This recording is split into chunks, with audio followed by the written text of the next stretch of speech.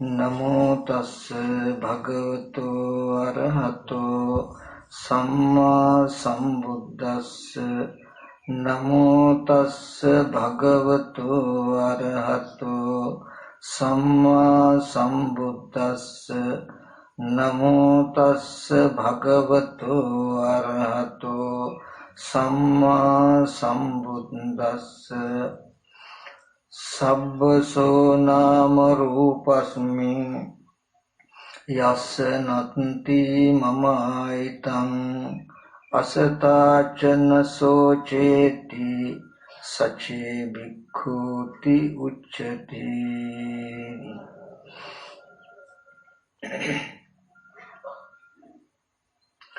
सदा पूजनीय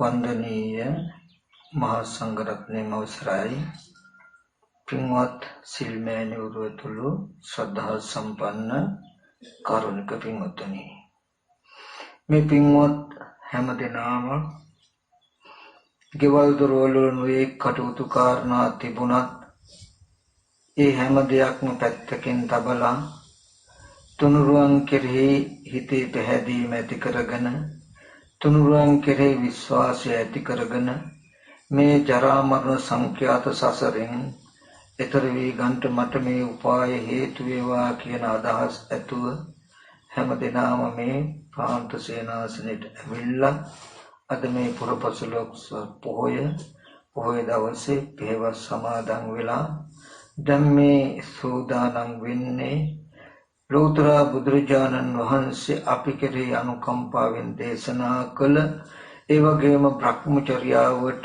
හිත පිණිස පවතින සද්ධර්මයෙන් බෙදක් ශ්‍රවණය කරන්නට. ඒ නිසා හැම දිනාටම මුලින්ම මතක් කරනවා ඊ타මත්ම වමනාවෙන් ඊ타මත්ම ඕනෑකමින් මේ දේශනාව ශ්‍රවණය කරන්නට කියලා. විශේෂයෙන්ම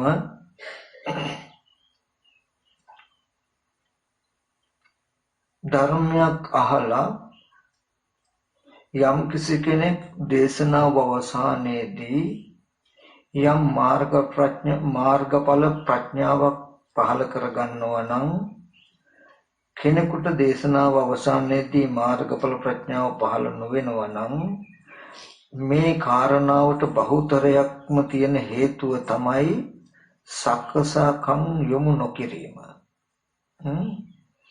ගොඩාක් දෙනෙකුට පුරුදු වෙලා නැහැ හොඳ වමනාවෙන් ඕනෑකමින් හරියට කලයකට වතුර ටිකක් වක් කරනකොට චුට්ටක්වත් අහකට යන්න නොදී හොඳ වමනාවෙන් හොඳ පරිස්සමෙන් වක් කරනවා වගේ චුට්ටක්වත් හිත අහකට යන්න නොදී දේශනාවට හොඳට ඇහුම්කන් දෙන්න හුරු නැතිකම. ඒ ධර්ම දේශනා කරන වෙලාවේදී හිත ඇතුලෙන් තමන් එක එක වැඩ කර ඉන්න නිසා එක එක අරමුණු හිත සිහි කර ඉන්න නිසා මේ දේශනාව තුළින් පෙන්වන ධර්මය තමන්ට දැක ගන්න බැරි වීමයි ගොඩක් දෙනෙකුට දේශනාවක් අවසානයේදී අධිකමයක් නැත්නම් ප්‍රඥාවක් පහළ නොවෙන්න හේතුව.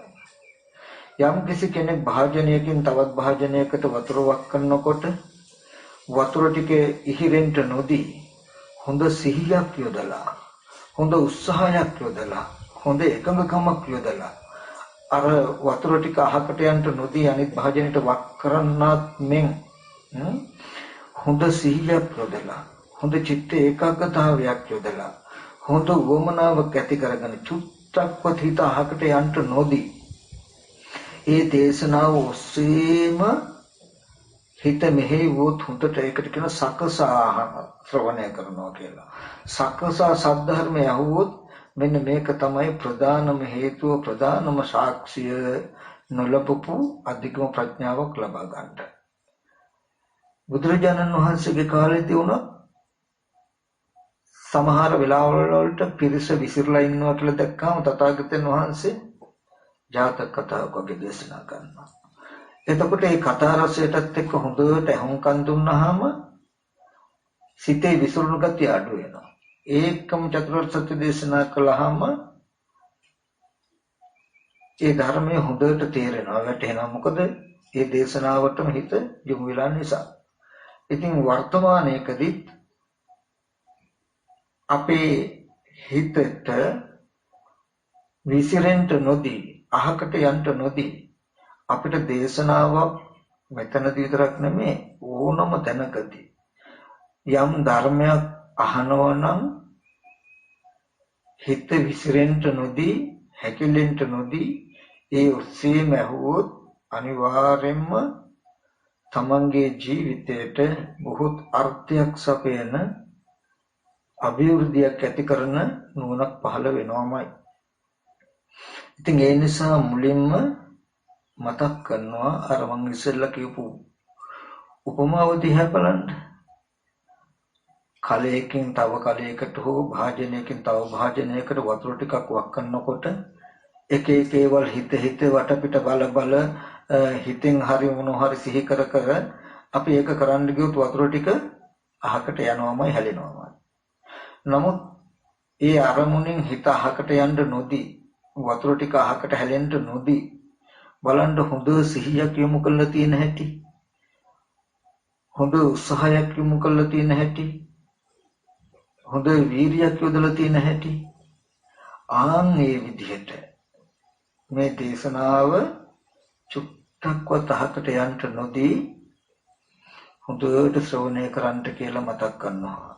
එහෙම කළොත් ඕගොල්ලන්ට මේ ලැබපු මනුස්ස ජීවිත හිස් නොවන වටිනා ධර්ම උපදේශයක් ධර්මඥානයක් ලබා ගන්නට පුළුවන්. ඇයි ඒ තරම් වමනාවක් යොදලා ඒ තරම් ඕනෑකමින් අපේ සද්ධර්මය ශ්‍රවණයකට යුත්තේ? එහෙම ශ්‍රවණය කළ යුත්තේ වෙන මොකුත් හින්දා නෙමෙයි. මේ ඉමක් කුණක් පරක් තෙරක් නැති අනවරාග්‍රෝ සසර මේ අත දුවන්ට සැරිසරන්ට වෙන හේතු තියෙනවා. කර්ම කෙලස් කියන ධර්මතාවයක් තියෙයි. අන්නේ කර්ම කෙලස් කියන්නේ මොකක්ද? ඒව ඇති වෙන්නේ කොහොමද? ඒව නැති වෙන්නේ කොහොමද? ඒක නැති කරන්න ඕනේ ක්‍රමය මොකක්ද කියන පණිවිඩයයි මේ සද්ධර්මය තුලින් ඕගලන්ට පෙන්වලා දෙන්නේ. එහෙම පෙන්වලා දුන්නාම ඒ පිළිබඳව ඕගොල්ලෝ දැනුවත් වෙන්නේ. එහෙම දැනුවත් භාවයක් තිබුණොත් තමයි ජීවිතයෙන් ඒ සසර දුක ඇති කරන හේතුව අයින් කළා ජරා මරණ දුකේ නිවීම පිණිස ඒ මිදීම පිණිස හිත මෙහෙවන්න පුළුවන් වෙන්නේ. සද්ධර්මයේ සකසා අහන්නේ නැහැ කියලා කියන්නේ අහන්න ලැබුණේ නැහැ කියලා කියන්නේ සසර දුක ගෙවෙන්න ඇති කරන හේතු අහන්න ලැබුණේ නැහැ. ඒ හේතු ඇති වෙන හැටි අහන්න ලැබුණේ නැහැ. ඒ හේතුව නැති කරන හැටි ඊට තියෙන ප්‍රතිපදාව අහගන්න ලැබුණේ නැහැ කියන එකයි. ඒ බඳු කෙනාට සසර ගොඩාක් තිකයි ගොඩාක් දුරයි. බුදුරජාණන් වහන්සේ දේශනා කරනවා මහණෙනි මේ මහා පොළොව විනාශ වෙන දවසක් ඕනනම් මට කියන්න පුළුවන්. මේ මහා ජල සාගරයේ හිඳලා යන දවසක් ඕනනම් ඒකත් මට කියන්න පුළුවන්. මේ හිමාල පර්වත ආදී පර්වතයන් අලුවත් දැලිවත් නොපෙනෙන විදිහට විනාශ වෙලා යන දවසක් ඕනනම් ඒකත් මට කියන්න පුළුවන්. ඒත් අවිද්‍යාවෙන් යුක්ත කෙනාගේ දුක ගෙවෙන දුක හිඳින දවසක් මට කියන්න බෑ කියලා. පින්වතුන් මොහොතකට හිතලා බලන්න මනුස්සාත්ම භාවය කියලා කියන්නේ සුගතියක්.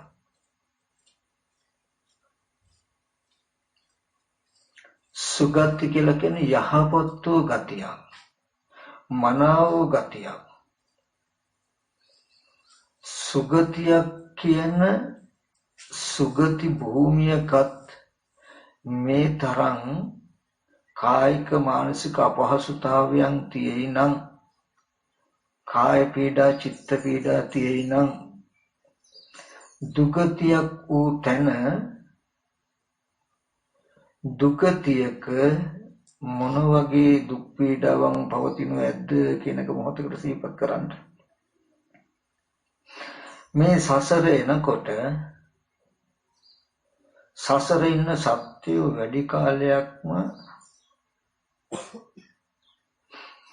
ඉන්නේ പ്രേත අසුර නිරිත් තිරිසන් කියන සතර අපායකින්.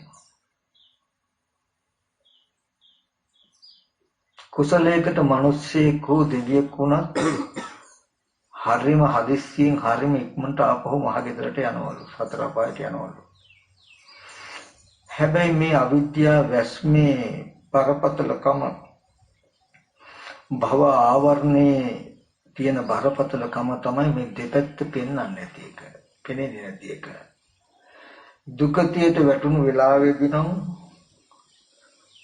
පපුයි අර්ගගහ අඬනවලු ඒ විඳින කූරු කටුකු තිවුණු දුක් වේදනාවන් විඳලා ඒ වේදනාව දුක දරා ගන්න බැරුව විලාප දෙදී අඬනවලු අනේ මම මෙතනින් ගිහිල්ලා මනුස්සාත්ම භාවයක් ලැබුවොත් ලෞතර බුදුරජාණන් වහන්සේලා දේශනා කළ ධර්මය කොහොම හරි අවබෝධ කරගන්නවා.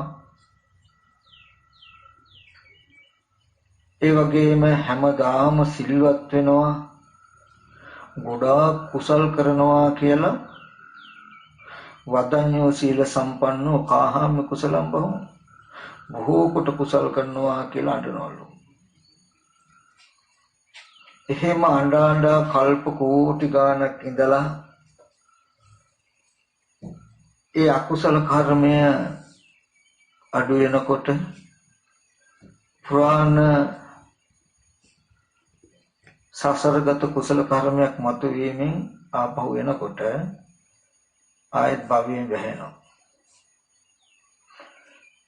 මේ තරම් දුක් විඳලා මේ තරම් අපහසුයෙන් නේද අපි මෙතෙන්ට ආවේ කියලා පේන්නේ. ඒ පැත්ත නොපෙනෙන නිසා පෙනෙන පැත්තේ යථා භූත ස්වභාවයත් නොදන්න නිසා ආයත් සමෝහයටපත් වෙනවා. ආයත් ඒ බඳු දුකක් නැත්තෝ විදිහට නොයෙක් අකුසල කර්ම සමාදානයෙන් යුක්ත වෙන විදිහට සද්ධර්මයේ අවබෝධයේ ජීවිතින් ඈත් වෙන විදිහට හරියට ජරා මරණ දුක නැත්තෝ වගේ ජීවත් වෙනවා. ජීවත් වෙලා අකුසල කර්ම කළ ආයෙත් දුකතියට යනවා.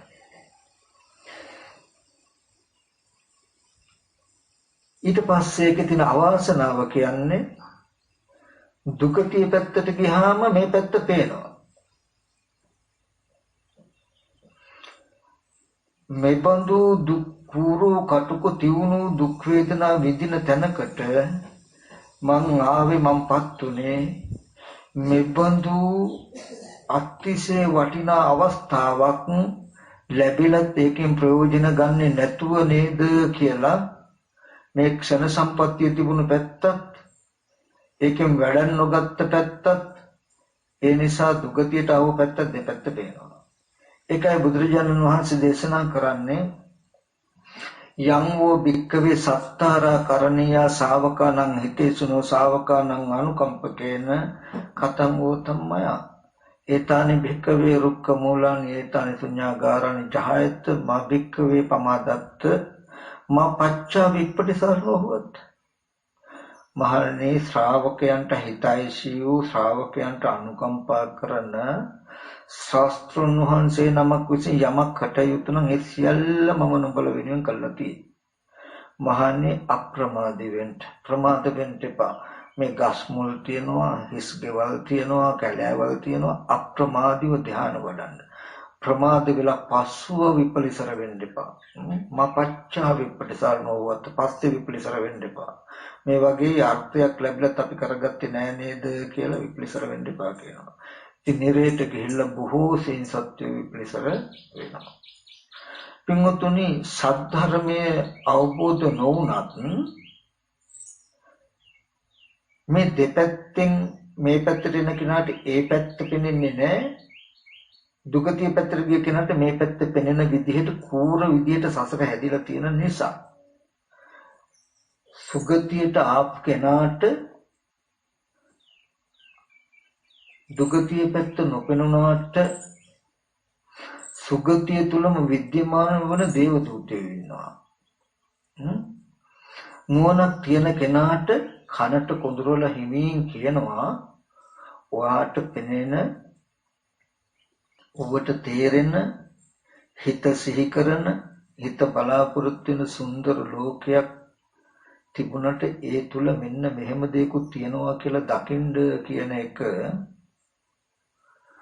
ලෙඩ්ඩු මේ අද දවසේදී මේ රටේ මොන ප්‍රභේදගත රෝගීන් ඇද්ද රෝහල් වල ගෙවල් වල හොරි කුෂ්ඨ දද හැදිලා පිළිකා හැදිලා අංශභාග රෝග හැදිලා නොඑක් විදිහ අප්‍රසන්න ගතියෙන් යුක්ත ගති ස්වභාවයට පත් වෙච්ච තැන ඉඳලා තමන්ගේ මල මුත්‍ර ගොඩේ වැටිලා ජීවත් වෙන රෝගීන් ඇද්ද ඒ හැම කෙනෙක්ම පණිවිඩයක් කියයි ඔබ තාම මේ ස්වභාවයට පත් වෙලා නැහැ. මේ ස්වභාවයට පත් වෙන ධර්මතාවයෙන් යුක්තයි. ඔබ ඉඳගෙන ඉන්න ඉරියව්වේ. ඔබ හිටගෙන ඉන්න ඉරියව්වේ. ඔබ ඇවිදිමින් නිදාගෙන ඒ ඉරියව්වේ ඔබ ළඟ මෙන්න මේ ඕනම ස්වභාවයකට පත් වෙන්න තියෙන හේතුව තියනව නැති කරපු කෙනෙක් නෙවෙයි. ඔබ අද සුරක්ෂිත තැනක ඉන්නවා නෙවෙයි කියන පණිවිඩය තියෙනවා. ඒ බීරියලියට වීණ ගන්නවා වගේ කියලා කතාවක් තියෙනවා. ඇස් නැත්තෝ වගේ කාම සහගත සංඥා මනසිකාරයන්ගෙන් යුක්ත අපිට ඒක තේරෙන්නේ නැහැ. ඊට පස්සේ දේවදූතයෝ හැටියට මේ රටේ අද මේ වෙනකොට මලගෙවල් කොච්චරනම් ඇද්ද? ඒ මරණයන්ගේ ප්‍රභේද කොච්චරද? මොන විදිහට මැරලාද? ඒ ඕනම විදිහකට මැරෙන්න තියෙන හේතුව ඔබ ගාව තියෙනවා. ඔබ ඒක මිදිලා නැහැ කියන කාරණාව කියනවා. ඒ මලගෙවල් වල මොන අය මොන විදිහට කෑ ගහලා විලාප කියලා අඬනව ඇද්ද? දෙමව්පියෝ දරුවෝ වෙනුවෙන් දරුවෝ, දෙමව්පියෝ වෙනුවෙන් සහෝදරයෝ, සහෝදරියෝ වෙනුවෙන් ඥාති හිතයිසිය වෙනුවෙන් ඒ ඕනම නෑදෑකමක් වෙනුවෙන් අඬන්න විලාප දෙන්න තියෙන හේතුව ඔබ ගාව තියාගෙන ඉන්නේ කියන කාරණාව කියනවා. මේ වගේ එකක් නෙවෙයි බොහෝ දේ කියද්දී කියන්නේ මොකටද? මේ දේවදූතයෝ කරන්නේ මොකක්ද? භව ආවරණයක් නිසා දුගතිය නොපෙනුනාට ඔබේ ජීවිතය දුකටපත් වෙන්න තියෙන හේතු වටපිටාවක් රාශිය තියෙනවා. ඒ නිසා අප්‍රමාදී වෙන්න කියන පණිවිඩයයි කියන්නේ. ඉතින් දේවදූත කියලා සූත්‍රයක් දේවදූතයන් වහන්සේ දේශනා කළා. ඒ දේවදූත සූත්‍රයෙන් හොඳට ඔය ගැන පෙන්නනවා. දේවදූත කියලා දෙවියන්ගේ දූතයා. මොන දෙවියන්ගේද? දෙවිවරු වෙනවා 3 දෙනෙක්. සම්මුති දේව, උප්පත්ති දේව, විසුද්ධි දේව කියලා. සම්මුති දේව කියලා කියනවා ලෝකේ දේව නමෙන් සම්මත පුද්ගලයෙක්. දැන් රජවරුන්ට දේවයන් වහන්සේ කියලා කතා කරනවා. සිට්ටු රජවරු, සිට්ටුවරු, මැති ඇමතිවරු වගේ අයත් ලෝකෙට පිළිදී යුතු ගරු කරන සම්මාන කරන පිරිසක් නිසා දේව කියන නමෙන් හඳුන්වනවා. ඊට පස්සේ චාතුම් මහරජක දිව්‍ය ලෝකේ ඉඳලා යාමය තුසිතේ මේ තවතිසාව තුසිතේ වගේ නිර්මාණ රත පරිණිමේ ඉඳලා බ්‍රහ්ම ලෝක දක්වා දේව කියලා නමින් හඳුන්වනවා. ඒකට කියනවා උප්පත්ති දේව කියලා. තව ඉන්නවා බුදු පසේ බුදු මහරහතන් වහන්සේලාට කියනවා විසුද්ධි දේව කියලා. මේ මොන දෙවියන්ගේ පණිවිඩයේද? විසුද්ධි දේවානන්ද දූත දේව දූත. බුදු පසේ බුදු මහරහතන් වහන්සේලාගේ පණිවිඩය තමයි මේ පෙන්වන්නේ ඔයගලන්ට. අප්‍රමාදී වෙන්න, ප්‍රමාද වෙන්න එපා, ඊට සුදුසු නෑ කියන කාරණාව. එහෙම වුණොත් මේ බඳු තැනයි ඔබගේ හෙට දවස ජීවිතය කියන කාරණාවයි පෙන්වන්නේ කියන කාරණාවත් මතක තියාගන්න ඕනේ. ඉතින් මේ බඳු වටපිටාවෙන් මෙදිලා සද්ධර්මයට ඔබ කැමති වෙන්න, සද්ධර්මය අවබෝධයට හිත නතු කරගන්න කියන පණිවිඩයයි දේවදූතයන් විසින් කියන්නේ. ඉතින් අන්න ඒ පණිවිඩයෙන් එහෙම කියන්නේ මොකටද? මේ දුක් සහගත සසරෙන් එතර වෙන උපාය තියෙන ධර්මය තුලින් නිසා. ඒ නිසා හැමදෙනාම හොඳට ධර්මය අහලා මේ තමන් ලැබූ මනුස්ස ජීවිතෙන් ප්‍රයෝජනයක් ගන්නට උත්සාහවත් වෙන්න කියලා මතක් කරනවා. අප්පකේසු මනුස්සේසු යේ ජනා පාරගාමිනෝ අතායන් ිතරා පජාතීර මේ වනුධවති. අප්පකේසු මනුස්සේසු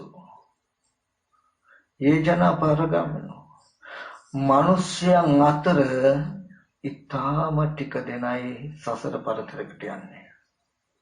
සසරෙන් එතර වෙන්න උත්සාහවත් වෙන්නේ, වීර්යවන්ත වෙන්නේ. අතයන් ඊතර පජා, අනිත් සියලුම ප්‍රජාව තීරමේ වනදාට මෙතරම දුවනවා. ඉතින් සසර ඉපදෙමින් මැරෙමින් ඉපදෙමින් මෙතරම දුවන ඇත්තෙක් වෙන්න එපා. පොඩ්ඩක් නතර වෙලා සිහිනුවණින් කල්පනා කළා මේ මනුස්ස ජීවිතය බුද්ධෝත්පාද කාලේ ලැබුණු වෙලාවේ එකෙන් ප්‍රයෝජනයක් ගන්න උත්සාහවත් වෙන්න කියලා මතක් කරනවා. මොකද මොන්න තරම් ජීවිතයේ සැපසහගතව තිබුණා, මොන විදිහේ වටපිටාවකින් අල්පේසාක්‍ය මහේසාක්‍ය ජීවත් වුණා. මේ අවුරුදු 60-70කින් පස්සේ මේ සියල්ලම බොරු වෙනව නේද කියලා නුවණින් හිතන්න බැරි නෑනේ. පුළුවන්නේ. එහෙම හිතලා තමන්ව අර්ථේ පිහිටුවා ගන්නට දක්ෂ වෙන්න කියලා මතක් කරනවා. ඉතින් මම අද දවසේදී ගොඩාක් වටිනා දහම් කරුණු ටිකක් කියලා දෙනවා. ඒ කියලා දෙන දහම් කරුණු ටික සකසා අහන්ට, එම අහන්ට සුදුසුයි. ඇයි? ඒ තුලින් කියලා දෙන්නේ මෙන්න මේ වගේ අනර්ථයක් නැත්නම් දුකක් ඇති කරන මාවත අයින් කළා. ඒ දුකෙන් මුදවන මාවතකට ඔයගොල්ලෝ පත් කරවන්නයි කියන ටික තේරෙන්නයි මම මේ ටික කියලා දුන්නේ. ඒ නිසා නිදාගන්නේ නැතු හැම දිනම හොඳට අහන්න ඕනේ. නැත්තම් අර වෙනද කියනවා වගේ වෙයි. අපේ අම්මත් ඉන්නවා. පොඩි කාලේ අපි නිදා ගන්නකොට අම්මලා නැලවිලි ගිය කිව්වා. දැන් ඉතින් අපි අම්මලාට නිදා ගන්න නැලවිලි ගිය කියනවා වගේ වෙයි නැත්තම් නේද? ඒ හින්දා එහෙම වෙන්නේ නැතුව හොඳට සසර ගෙවා ගන්න ඕනේ කියන තැනින් අහන්න ඕනේ. නිදිමතද? නිදිමත යන්න අපි නිකන් සාදුකාරයක් දෙමුද වන්නයි. සාදු කියලා. හරි. දැන් මම අද නම් අමුතු විදිහකට බණ කියන්නේ. ඒ කියන්නේ මේ ටික කියලා ගිහිල්ලා සමහරුන්ගේ මම ප්‍රශ්න අහනවා. ඔතන ඉන්න අයගෙන් කොහොම මොනවල් දිහා බලාගෙන ඉන්නේ, කාගෙන් අහයිද කියලා දන්නේ නැහැ. ඒ හින්දා හොඳට අහගෙන ඉන්න ඕනේ. නැත්තම් ලැජ්ජ වෙන්න වෙයි. මං ගැඹුරු දෙයක් නෙමෙයි අහන්නේ. කියලා නොදුන්නු දෙයක් නෙමෙයි අහන්නේ. මම්ම කියලාම දෙන දේ ආපස්සට ගිහිල්ලා හැරෙන අහනවා. ඊගාවට සමහර විට අද ටිකක් මට අපහසුයි. වචන වරදින්න පුළුවන්. ඒ හින්දා වැරදුනොත් මට ටිකක් කියලා දෙන්න වෙනවා. ඒක වැරදි මෙන්න මේක හරි කියලා. ඒ හින්දා හුදුවට බලමු කියනකොට දේශනාවල කොතනක හරි වචනයක් වැරදිනවනම් වැරද්ද තේරුණු කෙනා ටක් ගාලා අතුසන්න ඕනේ. ඒක වැරදි කියලා තේරුණු කෙනා. ගාට ප්‍රශ්නේ කොයි කෙනාගෙන් අහයිද දන්නේ. ඒකත් හොඳට අවධානයෙන්ම අහන්න ඕනේ. හරි. මම අද ධර්ම දේශනාව සඳහා මාතෘකා වශයෙන් තිබුවේ බුදුරජාණන් වහන්සේ දේශනා කළ ත්‍රිපිටක ධර්මයේ කුද්දක නිකාය කියන සංගීත කොටසට අයත් ධම්මපද පාළියේ භික්ඛු වර්ගය කියලා වර්ගයක් තියෙනවා. අන්නේ වර්ගයට අයිති ගාථාවක්. මේ ගාථාව දේශනා කරන්න හේතු වෙච්ච කතාවකුත් තියෙනවා. බුදුරජාණන් වහන්සේගේ කාලේ හිටියා පංචග්ග බ්‍රාහ්මණ කියලා බ්‍රාහ්මණයෙක්. මේ බ්‍රාහ්මණයාගේ ස්වභාවය තමයි කුඹුරු ගොවිතැන් කරන්න ඉස්සෙල්ලා කුඹුරු ගොවිතැන් කරලා අවසන් වෙච්ච ගමන් ඒ ශස්‍යයන්ගෙන් අග්‍රව දාන දෙනවා. පස් වතාවක් දාන දෙන නිසා පංචග්ගදායක කියලා කියනවා. කුඹුරු කරන්න ඉස්සෙල්ලා කුඹුරු සුද්ධ කරන්න කෙතට යන්න ඉස්සෙල්ලා දවසේ ශ්‍රමණ බ්‍රාහ්මණයන්ට දුගී මගේ යාචකයන්ට හොඳට දන් දෙනවා. දන් දීලා ගිහිල්ලා තමයි කුඹුරු සුද්ධ කරන්නේ. නියරවල් සෑහලා හාලා මඩවල පොරු ගාලා ඒ ටික කරලා සුද්ධ කරනවා. ඒකට කියනවා කෙත්තග්ග දානය කියලා. මොකද්ද? කෙතේ අග මුලම කෙත්තග්ග දානය කියලා කියනවා. කුඹුරු කළා හොඳට ගොයන් පැහුනහම ගොයන් කපලා ඉස්සෙල්ලාම කමතට ගෙනල්ලා දාන ටික අරගෙන සුද්ධ කරලා ඒකෙන් දානයක් දෙනවා. ඒ දානට කියනවා බලග්ග කියලා. මොකද්ද? බලග්ග. බලග්ග කියලා. ඊට පස්සේ කුල පාගනකොට කුල මඩිනකොට කුල පාගල කුල මැඩලා මුලින්ම කුල පාගන මඩින ටිකෙන් ලද්දාස්වෙන් අරගෙන දානයක් දෙනවා. ඒකට කියනවා බලග්ග බණ්ඩග්ග දානය කියලා. ඊට පස්සේ කෙත්තග්ග දානය, බලග්ග දානය, බලග්ග බණ්ඩග්ග දානය. ඊට පස්සේ වී ටික ඔක්කොම සුද්ධ කළා ඒව කලවලට දානකොට, ඒ කියන්නේ අටු වලට දානකොට ගෙනියන්න ඉස්සෙල්ලාම ගෙනියන ටිකෙනුත් දානයක් දෙනවා. ඒවට කියනවා කුම්භග්ග කියලා. කුම්භ කියන කලෙටනේ කුම්භග්ග දානය කියලා. ඊට පස්සේ ඒ කල වලින් තියෙන වී අරගෙන පරිභෝජනයට ගන්නකොට ඉස්සෙල්ලාම වී ටික අරගෙන දුකී මගේ යාචකයන්ට ශ්‍රමණ බ්‍රාහ්මණයට දන් දෙනවා. ඒකට කියනවා පාතග්ග කියලා. මෙන්න මේ විදිහට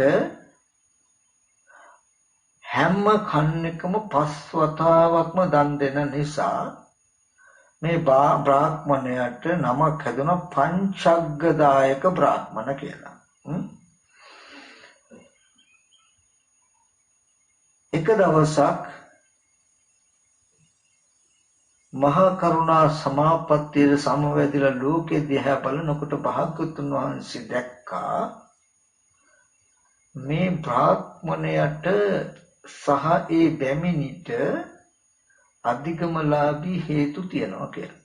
දැකලා භාග්‍යවතුන් වහන්සේ පාත්‍ර සිවුරු අරගෙන අර පංචග්ග බ්‍රාහ්මණයාගේ දායක බ්‍රාහ්මණයාගේ ගෙදරට වඩිනවා. ඒ වෙලාවේදී මේ බමුණුතුමා බ්‍රාහ්මණතුමා අර වගේම පස් වතාවක් දානෙ දීලා ඒ කුඹුරේ වී ටික තමන් පරිභෝජනයට ගන්න ඉස්සෙල්ලාම දවස. දැන් ආහාර පාන උයලා මේ සිඳගෙන ආහාර ගන්නවා. දොර තියෙනවා නම් දොර පැත්තට පිටිපස්ස හරවල ගේ ඇතුළට මූණ හිටින විදිහට තමයි දැන් මේ පංචග්ගදායක බ්‍රාහ්මණ ඉඳගෙන ඉන්නේ. දොර පැත්ත පෙනෙන විදිහට බමුණට ඉස්සරහින් ඉඳගෙන මේ බමුණු තුමිය ආහාර පාන අඩුපාඩු බෙදනවා. බෙදෙන වෙලාවේදී භාග්‍යවතුන් වහන්සේ පින්ඩපාත ඇවිල්ලා දොර ඉස්සරහින්ම වැඩ හිටියා. ඉන්නකොට දැන් බමුණට පෙනෙන්නේ නැහැ. හැබැයි බමුණු තුමියට පේනවා භාග්‍යවතුන් වහන්සේ ඇවිල්ලා. දැන් බමුණුතුමා භාග්‍යවතුන් වහන්සේ වැඩිය කියලා දැක්ක ගමම්ම නැගිටලා කෑම ගන්න ආහාර ගන්න මේක පූජා කරනවා. පූජා කෙරුවොත් මට ආයෙත් උයන්න වෙනවා. දැන් මේ බැමිණි හිතනවා මට ආයෙත් උයන්න වෙනවා. අනික මෙච්චර පස්වතාවක් දානේ දීලා දානේ ගන්න හදන එක තනියම කෑම කනුවත් නෙමෙයි දීලා තියෙන්නේ අනිත් අයට. අනිත් එක මට උයන්නත් වෙනවා. ඒ නිසා සද්ද නැතු ඉන්නවා කියලා ඊගාට බැරි වෙලා හරි ඡායාව දැකලවත් බමුණුතුමා හැරලා බැලුවොත් කියන බයට බැමිණ මොකද කරන්නේ මේසෙන් කැරකිලා බමුණ ඉන්න පැත්තට ඇවිල්ලා බුදුරජාණන් වහන්සේ බමුණයි අතරට ඇවිල්ලා බමුණ හැරලා බැලුවොත් බුදුරජාණන් වහන්සේ පේන්නේ නැති විදිහට ඒ පැත්තේ ඉඳගෙන අඩුපාඩු බෙදනවා. ඉතින් බමුණ වළඳනවා. බැමිණිතුමා කලින් කල හොරෙන් බලනවා බුදුරජාණන් වහන්සේ ගියාද නැද්ද කියලා. තාම යන්නේ. එහෙම බලලා දැන් යයි කියන යන්නේ. බැරි තැන දැන් කතා කරලා කියන්නත් බෑ. බමුණට තේරෙන හින්දා අතින් සංඥා කරලා කියන යන්න කියලා.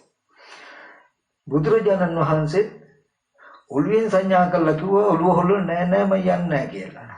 එතකොට තුන් ලෝකයක් වන්දනාමාන කරන සම්මා සම්බුදුරජාණන් වහන්සේ ඔළුව හොල්ලලා යන්නේ නෑ කිව්වහම බැමිණිට එකපාරට hina ගියා. hina ගියාම බමුණ හැරිලා බැලුවම මොකද hina වෙන්නේ කියලා. බලනකොට භාග්‍යවතුන් වහන්සේ වැඩේ ඉන්නවා. ඉක්මනට නැගිටලා බැවින්ට දොස් කිව්වති මහ බලපතල වරදක් කළා. ශ්‍රමණව ගෞතමයන් වහන්සේ නිවසේට වැඩලා ඉන්න වෙලාවේ ඒ නැතත් ආහාර ගන්නකොට ආහාර ඉල්ලගෙන යමෙක් ආපු වෙලාවේදී ඒ බව නොදන්නව නොදී ආහාර ගන්න සැලසීම බරපතල වරදක් කියලා දොස් කියලා භාග්‍යවතුන් වහන්සේ ළඟට ගිහිල්ලා වැඳලා කියනවා ස්වාමීනි මම දැන් ආහාරේ අඩක්ම වළඳලා අඩයි තියෙන්නේ කිව්වහම භාග්‍යවතුන් වහන්සේ දේශනා කරන බමුණ භික්ෂුන් වහන්සේලා වන අපි ශ්‍රමණයෝ වෙන අපි හරියට පරදත්තූප බ්‍රහ්ම පරදත්තූප කියන പ്രേත ලෝකින പ്രേතයෝ වගේ පරදත්ත උපජීවි පරදත්ත උපජීවි කියන්නේ පරදත්ත කියන්නේ අනුන් දෙන උපජීවි ජීවත් වෙන අනුන් දෙන දෙයින් ජීවත් වෙන പ്രേත කොටසක් ඉන්නවා. ඒ අයට ඒ කුසල් කරගන්නත් බෑ අකුසල් කරන්නත් බෑ වෙන ගොවි කර්මාන්ත ආදී එහෙම කුඹුරු පාලනයක් ගොවි කර්මාන්තයක් ඒව මුකුත් ඇත්තෙත් නැහැ. තමන් පිනක් කරගන්නත් බෑ පවක් කරගන්නත් බෑ අනුන් දුන දෙයකින් විතරයි යැපෙන්නේ. අපි 7 දවසේ 3 මාසේ අවුරුද්දේ ඥාතින්ට දන් දෙන්නේ ඒ නිසාමයි. ඒ වගේ තැනක හිටියොත් අපේ ඥාතිවරයෙක් ගිහිල්ලා යාට කිසිදු පිටක් නැ කවදාම හරි දවසක කෙනෙක් පින් අනුමෝදන් කළොත් විතරමයි යා එතනින් පිට වෙන්නේ චුත වෙන්නේ යහපතකට. ඉතින් අපි අන්න ඒ පරදත්තූප ප්‍රේතය වගේ අනුන් දුන් දෙයින් යැපෙන අය. ඉතින් අපිට සමහර විට දානේ අග කොටස ලැබෙන්න පුළුවන්. මුල් කොටස ලැබෙන්න පුළුවන්. මැද කොටස ලැබෙන්න පුළුවන්. අග කොටස ලැබෙන්න පුළුවන්. එහිලා හිතේ කිසිම අකමැත්තක් අප්‍රසාදයක් නැහැ. ලැබෙන දේ බොහොම සතුටින් පිළිගන්නවා කියලා මතක් කළාම ඒ වගේම ශ්‍රමණයන් වූ භික්ෂුන් අපිට මුල් කොටස දෙන්න සුදුසුයි. මැද කොටස දෙන්න සුදුසුයි. අග කොටස දෙන්න සුදුසුයි. එහිලා කිසිම අමනාපයක් නැහැ කියලා ප්‍රකාශ කළාම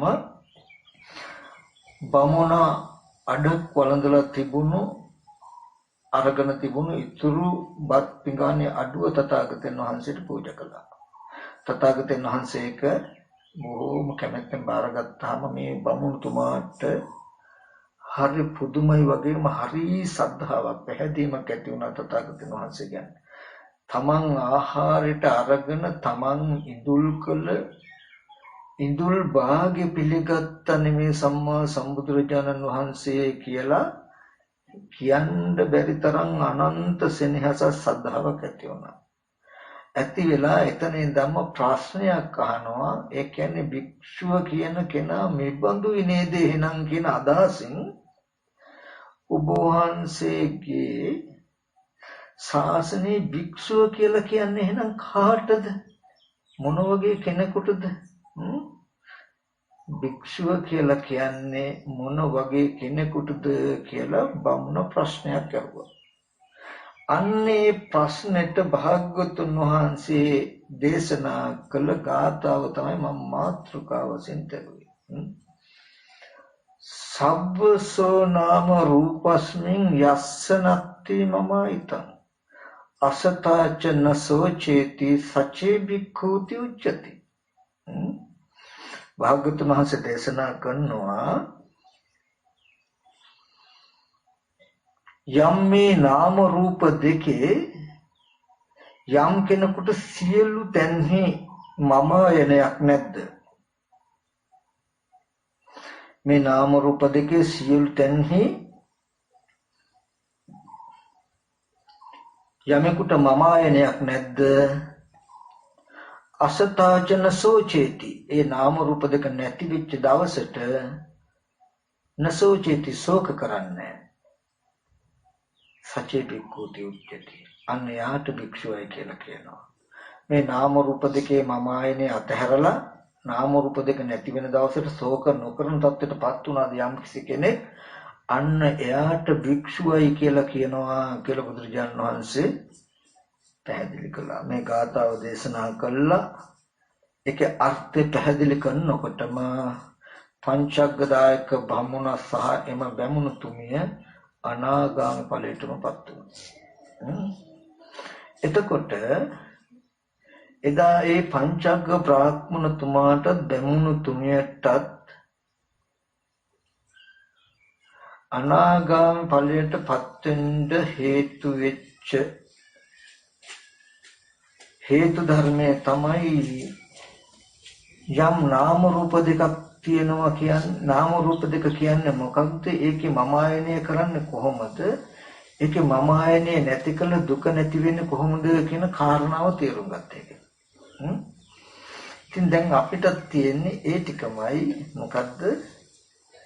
මේ නාම රූප දෙකේ සියලු තැන්හි යමෙකුට මම ආයනය නැද්ද? ඒ නාම රූප දෙක නැති කල්ලි දුක නැති දුක ඇති වෙන්නේ කියන මෙන්න මේ අර්ථය හදාගන්න එක තියෙන්නේ. එහෙනම් අපිට දැන් ඉතුරුලා තියෙන ප්‍රශ්න රාශියක්. මොකද්ද? නාම රූප දෙක නැති කල්ලි දුක නැතුව ඉන්න නම් ඒ කියන්නේ නාම රූප දෙක කියන්නේ මොකේටද? ඒව හැදිලා තියෙන්නේ කොහොමද? ඒකේ මම ආයනය කියන්නේ මොකක්ද? නාම රූප දෙක මම ආයනය කරන්නේ කොහොමද? මම ආයනය කරනකොට ඇති වෙන ඵලය මොකක්ද? ඒ නාම රූප දෙකේ මම ආයනය නොකරන්නේ කොහොමද? එහෙම මම ආයනය නොකරන කෙනාට දුක නැතුව ඉන්නේ කොහොමද? කියන කාරණා ටික ප්‍රශ්න ටික තමයි අපිට හොයාගන්න තියෙන්නේ නේ. මේ නාම රූප දෙක කියලා කියන්නේ අපි ගත්තොත්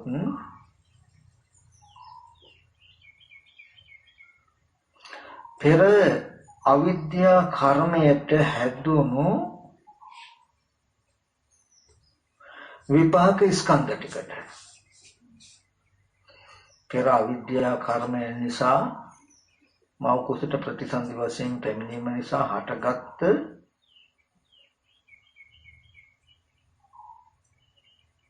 මේ විපාක ස්කන්ධ දෙකට කියනවා නාම රූප කියලා. ඒක මම අද ආධුනිකයට තේරෙන්න පිණිස ගොඩාක් ගැඹුරට යන්නේ නැතුව සරලව ටිකක් කියන්නම් නේ. ගැඹුරුම කිව්ව හැකි. එතකොට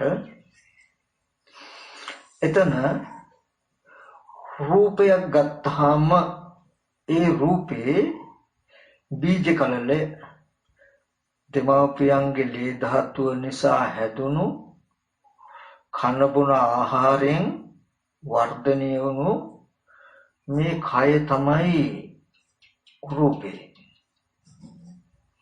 ඒ රූපය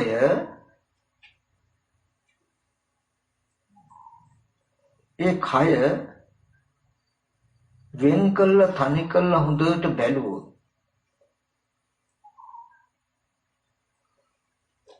ආහාරයෙන් තමයි හැදෙන්නේ. බත් පාන් කවුපි මුංගට කිරි බිත්තර වගේ දේවල් සත්ත්ව පුද්ගල නොවන අනාත්ම හේතුවක් ආහාරය. ඒ ආහාරය නිසා මේ ශරීරේ රූප කලාප හැදෙනවා. ඕජට්ටමකං රූප කලාපං ආහාර තීති ආහාරෝ. ඕජාව අට වෙනකොට ඇති රූප කලාප ගෙන එන නිසා ආහාර කියලා කියනවා.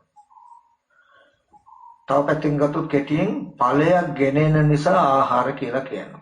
ආහාරති කියන්නේ පාලි වචනයක්. ආහාරති කියන්නේ ගෙන එනවා කියන එකයි. හරති කියන්නේ ගෙන යනවා. ආහාරති කියන්නේ ගෙන එනවා. ආහාරති කියලා කියන්නේ ගෙන එනවා. එතකොට ආහාරතිති ආහාරෝ ඵලයක් ගෙන එන නිසා ආහාර කියලා කියනවා. එතකොට මොනවද? පඨවි ආපෝ තේජෝ වායෝ වන්න ගන්ධ රස ඕජා කියලා අෂ්ටමක රූප කලාප හැදෙන නිසයි හදන නිසයි ආහාර කියලා කියන්නේ. ඒ ආහාරය නිසා තමයි මේ ශරීරේ කෙස් ලොම් නියද සම්මස්නහර කියන මේ හැම කොටසක්ම හැදෙන්නේ. නිදිමතයි නේද? සාදුකාරයක් දෙන්නකෝ. ඔන්න කීප දෙනෙක් නිදි වගේ එකනේ. මං කිව්වේ අර වතුර භාජනයේ උපමාවට තියාගන්න දැන් මේ වතුර බින්දුවක්වත් හැලෙන්නේ නැති වෙන්න වක් කරන්නයි තියෙන්නේ වගේ. දැන් මේ බණ වචන ටික කනට වක් කරගන්නයි තියෙන්නේ. එතකොට ඇහෙන්න සලස්සන්න හිත කොහාටවත් යන්න නොදී. එතකොට මේ ආහාරයෙන් හැදුණු රූපය හොඳට බලන්න අපි මේ ශරීරයට කියනවා මොකක් කියලාද? මම කියලා. මගේ කියලා.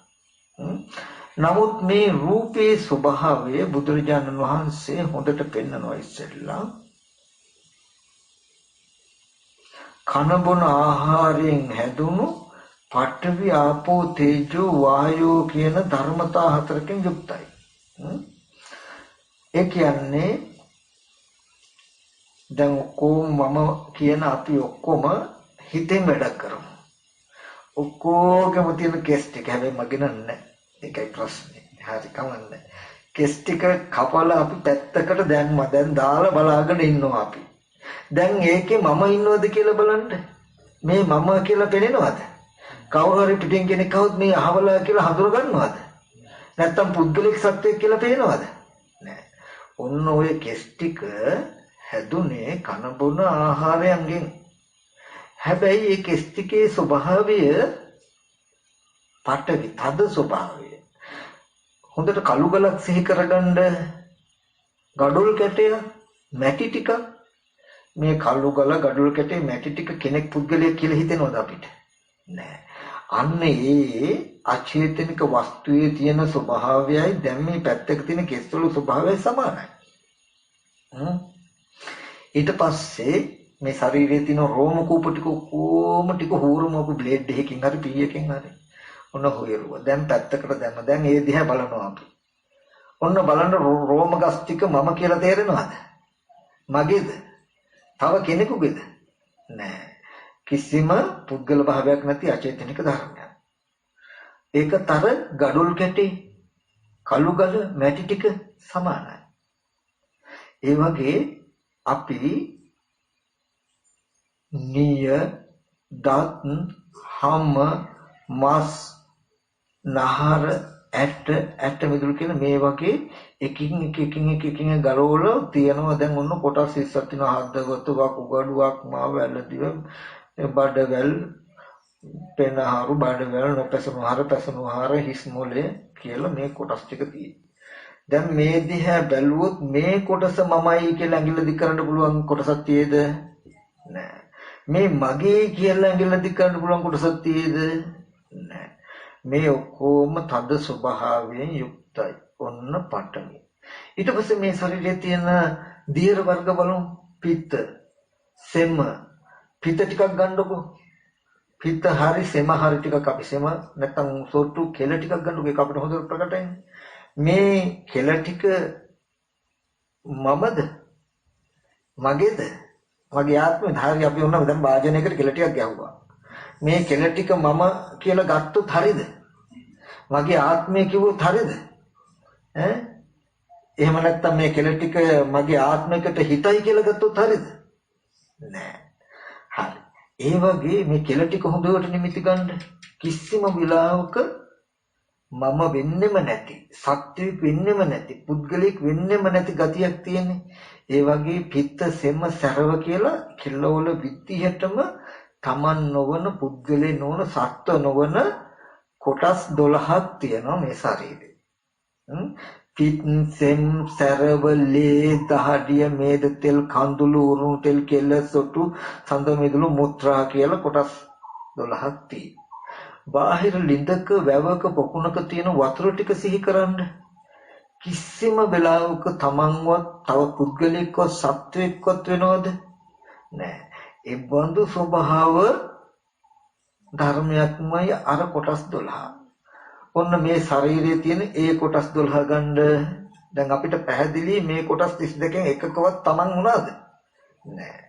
ඊට පස්සේ අපි ගිනි ගොඩක් ගාවට ගියොත් දැන් මේ එළියට ගිහලා ඉර ගස්කොළ නැති තැනක හිටියොත් හිරු රස්නයකට දැනෙනවනේ. පේන්නේ නැහැ. නමුත් ඒ දැනෙන රස්නේ හොඳට බලන්න. ඒ රස්නේ කෙනෙක් මාව පුච්චනවද? කෙනෙක් රක් කරනවද? නෑ. රස්නයක් තියෙන්නේ. ඒ රස්නයට කියන තේජෝ කියලා. ඒ වගේ ගති 4ක් නිසා තමයි මේ රූපේ කුණු වෙන්නේ නැහැ, නරක් වෙන්නේ නැහැ. එතකොට මේකේ කන බොන ආහාර පාන ටික දිරවනවා. මේ වගේ ගති ටිකක් වැඩක් කරනවා. ඊට පස්සේ අපි ওই ගහ කැටට එහෙම ගියාම බලන්න මේ දැනුත් මට පේනවා අර ගහේ අත් හෙලවෙනවා. ඒ හොලවන හුළඟක් තියෙනවනේ. ඒ කියන්නේ තව සත්වයක් තව ආත්මයක් දුයි ගස් හොලවන්නේ නෑ. අපේ ඇඟෙත් ඇවිල්ලා හැපෙන හුළඟක් තියෙනවනේ. බලන්න මේ හුළඟ පුද්ගලයෙක්ද කෙනෙක්ද කියලා නෑ. ඒ වගේ වායෝ කියන හම්මන පිම්බෙන හැකිලෙන ස්වභාවයෙන් යුක්ත කොටස් 6ක් තියෙනවා. අපිට වමන එක්කවකාරෙන්ද මල මුත්‍රා බැහැර කරන්න, ඒ වගේම අතපය හකුලවන්න, දිග හරින්න, ආහාර පාන පෙරලන්න, ශරීරයේ ඇතුළත තියෙන ලේ ධාතුව ගමන් කරන්න, මේ වගේ වායු කොටස් 6ක් තියෙනවා. මේ අපි මම කියලා ඉන්න රූපේ බෙදීමකට ලක් කළොත් ඇහැට පෙනෙන මට්ටමේ තද ගතියට අයිති කොටස් 12ක් තියෙයි. හොඳට අපි දැන් බලාගෙන ඉන්න. අපි ගලවලා දාපු කොටස් 12. කෙස්ලොම් නියදත් සම්මස් කියලා කොටස් 12ක් ඔන්න තියෙයි. ඊට පස්සේ ඇහැට පෙනෙන්න පුළුවන් නිමිති ගන්න ගලන වැగిරෙන ගතිය කොටස් 12ක්. අර කොටස් 20ක් තියෙයි. පටේ කොටස් ඔය වර්ධනවලට කියලා දෙන්නේ නැහැ. කිව්වද? මම නියුනම් කිව්වා. එතකොට පඨවි කොටස් කීයද? 20යි. ආපෝ කොටස් 12යි. ගලන වැగిරෙන බැඳෙන ගතිය කොටස් 12ක් තියෙනවා. මේ ද්වත්තිංසාකාර කියලා අපි කියන ද්වත්තිංසාකාර 32ක්. නිමිති ගන්න පුළුවන් ඇහැට පෙනෙන හැටියට තියෙන 32යි. මේ 32 තේජෝ ගතිය නැත්තම් ආපෝ ගතිය තිබුණා ගලල වැගිරිලා යනවා. එහෙම යන්න නොදී තේජෝ ධාතුවෙන් තියාගන්නවා. තේජෝ ගතිය විතරක් තිබුණා නම් ආපෝ නැති වුණා නම් තද වෙලා කරකුට්ටම් වෙනවා.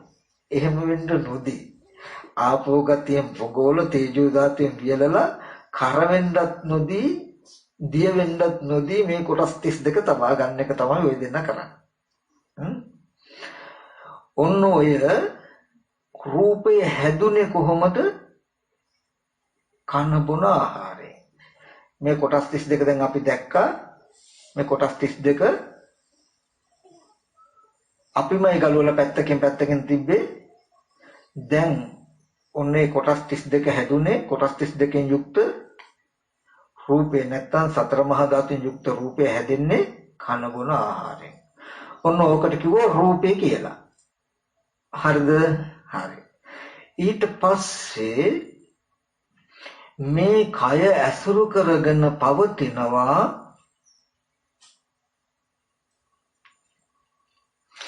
පෙර අවිද්‍යා කර්ම කියන හේතුයෙන් පැමිණි අරමුණක් හිතන්න යම් දේවල් හිතන්න සහ දැනගන්න පුළුවන් චිත්ත කියන ගතිය.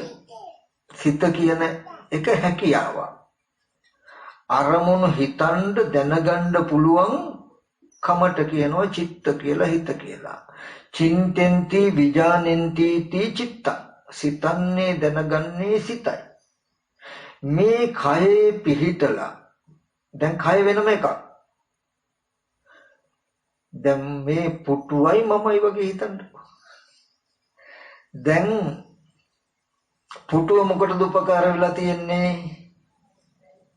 මට වැඩ ඉන්න පුළුවන්. දැන් පුටුවේ ඉන්න මට රූප පෙනේ. පුටුවටත් පේනවද? පුටුවට කිසි වෙලාවක ඉදිරියෙන් තියන අය පේනවද? නැහැ. සද්ද ඇහෙනවද? නැහැ. පුටුවට සද්ද ඇහෙනවද? ඔයගොල්ලන්ට විශ්වාසද? එහෙනම් කමක්. ගඳ සුවඳ දැනෙනවද? නැහැ. නමුත් පුටුවේ ඉඳගෙන ඉන්න මට රූප පේනවද? කොහොමද ඔයගොල්ලෝ දන්නේ මට පේනවා කියලා? හරි වැඩක්. හරි. රූප පේනවා, ශබ්ද ඇහෙනවා, ගඳ සුවඳ දැනෙනවා. අපි පුටුවට රූප පේනවා, ගඳ සුවඳ දැනෙනවා කියලා කිව්වොත් හරිද? හරිද? නෑ.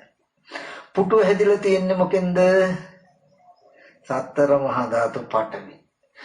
පුටුව වගේ තමයි අපි ඉස්සරලා විස්තර කරපු කය. පඨවි ආපෝ තේජෝ වායෝ කියන කය. කය ඇසුරු කරගෙන පෙර කර්මෙන් ආපු අරමුණු හිතන්න දැනගන්න පුළුවන් සිත වගේ තමයි කවුද? මම. දැන් මට රූප පෙනෙනවා. රූප දකින්න මට ඉන්න උපකාරයක් වෙලා පුටුව. නමුත් පුටුවට රූප පෙනෙන්නේ නැත. ඒ වගේ අපිට අරමුණක් පෙනෙනවා, අරමුණක් දැනගන්නවා. ඒ පෙනෙන දැනගන්න කමට කියන චක්කු විඥාන හිත කියලා. චක්කු විඥාන නම් හිතටයි රූපයක් පෙනෙන්නේ. රූප දකින්න හිතට නවාතනක් දීලා කයට පෙනෙනවද? එහෙනම් කයට පෙනෙන්නේ නැහැ. තේරුණාද? මේ මටයි පේන්නේ කියලා කයට ඉලක්ක කරන්න පුළුවන්ද එතකොට? බෑ. සෝත විඥාන. ශබ්ද ඇහෙන්නේ කාටද? පෙර අවිද්‍යා කර්මයට පැමිණ මේ කය අසුරු කරගෙන පවතින හිතටයි ශබ්ද ඇහෙන්නේ දැනගන්නේ. ඒ හිත නම් කරනවා කොහොමද? සෝත විඥානය කියලා. ඒ හිතට නවාතනක් සපයලා තියෙනවා මොකක්ද? කන බොන ආහාරයෙන් හැදුණු සතර මහා ධාතු කය. අවිද්‍යා කර්මයෙන් පැමිණි සිත කියන්නේ වෙන මොකුත් නෙමේ. රූප හිතනවා, රූප දැනගන්නවා. ශබ්ද හිතනවා, ශබ්ද දැනගන්නවා. ගන්ධ හිතනවා, ගන්ධ දැනගන්නවා. රස ගැන හිතනවා, රස දැනගන්නවා. කායට ගැන ස්පර්ශයන් ගැන හිතනවා, ස්පර්ශයන් දැනගන්නවා. මේ ඔක්කොම ටික එකතු කරලා හිතනවා, දැනගන්නවා කියන සිද්ධිය කර ඉන්න ධර්මතාවය. එතකොට පේන්නේ, ඇහෙන, දැනෙන, දැනගන්නවා කියන ඔක්කොම ඔක්කොම ටිකේ ගනුදෙනුව තියෙන්නේ දැනගන්න බව තියෙන්නේ කායකද කාටද? චිත්තචෛසික කියන ටිකකට. එයාට ඒ වැඩේ කර කර ඉන්න නවතනක් සපයලා tie කවුද? කය. කය තියෙන හිඳයි චිත්තචෛසික ටික පවතින්නේ. මේ චිත්තචෛසික මේ විදිහට කර කර තියෙන නිසායි අර කන බොන ආහාරයෙන් හැදුණු කය කුණු වෙන්නේ නරක වෙන්නේ නැතුව පවතින්නේ. දැන් පෙර අවිද්‍යා කර්මයට හැදිලා රූප ශබ්ද අරමුණු හිතමින් දැනගැනීමෙන් ඉන්න සිත පුද්ගලික සත්‍යයේ නෙමෙයි ධර්මතාවය. ඒ අරමුණු දැනගැනීමෙන් සිහි කරමින් ඉන්න සිතට නවතනක් දීලා තියෙන රූපය පුද්ගලික නෙමෙයි සත්‍යයක් නෙමෙයි ධර්මතාව. මේ කයෙන් කරන්නේ මම ජීවත් වෙනවා නෙමෙයි කය කියන එක කරන කෘත්‍යම මොකද්ද දන්නවද? පෙර අවිද්‍යා කර්මයට ආපු අරමුණු රූප හිතන්න දැනගන්න සද්ද හිතන්න දැනගන්න පුළුවන් හිතට නවතනක් සපෙලයි මේ තියෙන්නේ. ඔච්චර එකයින් කරන්නේ. එච්චරමයි කයේ කෘත්‍යය. ඊට පස්සේ අරමුණු හිතන දැනගන්නවා කියන සිද්ධිය තමයි මේ හැම අරමුණක් එක්කම ගනුදෙනු කරන්නේ. නමුත් කිසිම වෙලාවක රූප හිතන දැනගන්න සද්ද හිතන දැනගන්න හැකියාව කයට නැහැ. පුටුවේ ඉඳගෙන ඉන්න මට රූප පෙනෙන්න පුළුවන්, රූප දැනගන්න පුළුවන්, හිතන්න පුළුවන්, සද්ද අහන්න පුළුවන්, හිතන්න පුළුවන්. හැබැයි ඒ හැකියාව චුට්ටක් පුටුවට නැහැ. පුටුවට මේ පෙනෙන්නේ පුටුවටයි කියලා පෙනෙනකම පුටුවටත් අයිතියි කියලා අපි පෙන්වුවොත් හරියද? පෙනේ ඇහෙන්නේ පුටුවටයි කියලා පෙන්වුවොත් හරියද? හරි. එහෙනම් ජීවත් ඉන්නකොට පෙනෙන්නේ මටයි කියලා ඔයගොල්ලෝ පෙනෙනකම කයට පෙන්වුවොත් හරියද? කන සද්ද ඇහෙන්නේ මටයි කියලා අහන මමයි කියලා කය පෙන්වුවොත් හරියද? වැරදි. හරි. දැන් නාම රූප කියලා කිව්වේ අන්නාර කයයි මෙන්න මේ පෙනීම කරන හිතයි. චිත්තසයික ටිකයි. මේ කය පෙනීමෙන් කරන මේ හිතට උපකාර වෙලා පෙනීමෙන් කරන මේ හිත මේ කයේ පැවැත්මට උපකාර වෙලා මේ රූපය නාම ධර්ම ටිකට නාම ධර්ම ටික රූපෙට උපකාරව අඤ්ඤමඤ්ඤව පවතිනව නේද කියලා අපි දන්නේ නැහැ. නොදන්නා නිසා මේ නාම රූප දෙක මම කියලා හිතනවා. ඔන්න දැන් මේ විදිහටම ආහාරයෙන් හැදුණු රූපත් අවිද්‍යා කර්මයෙන් හැදුණු නාමත් කියලා බාහිරත් නාම රූප දෙකේ පැවැත්මක් තියෙනවා. ඒකයි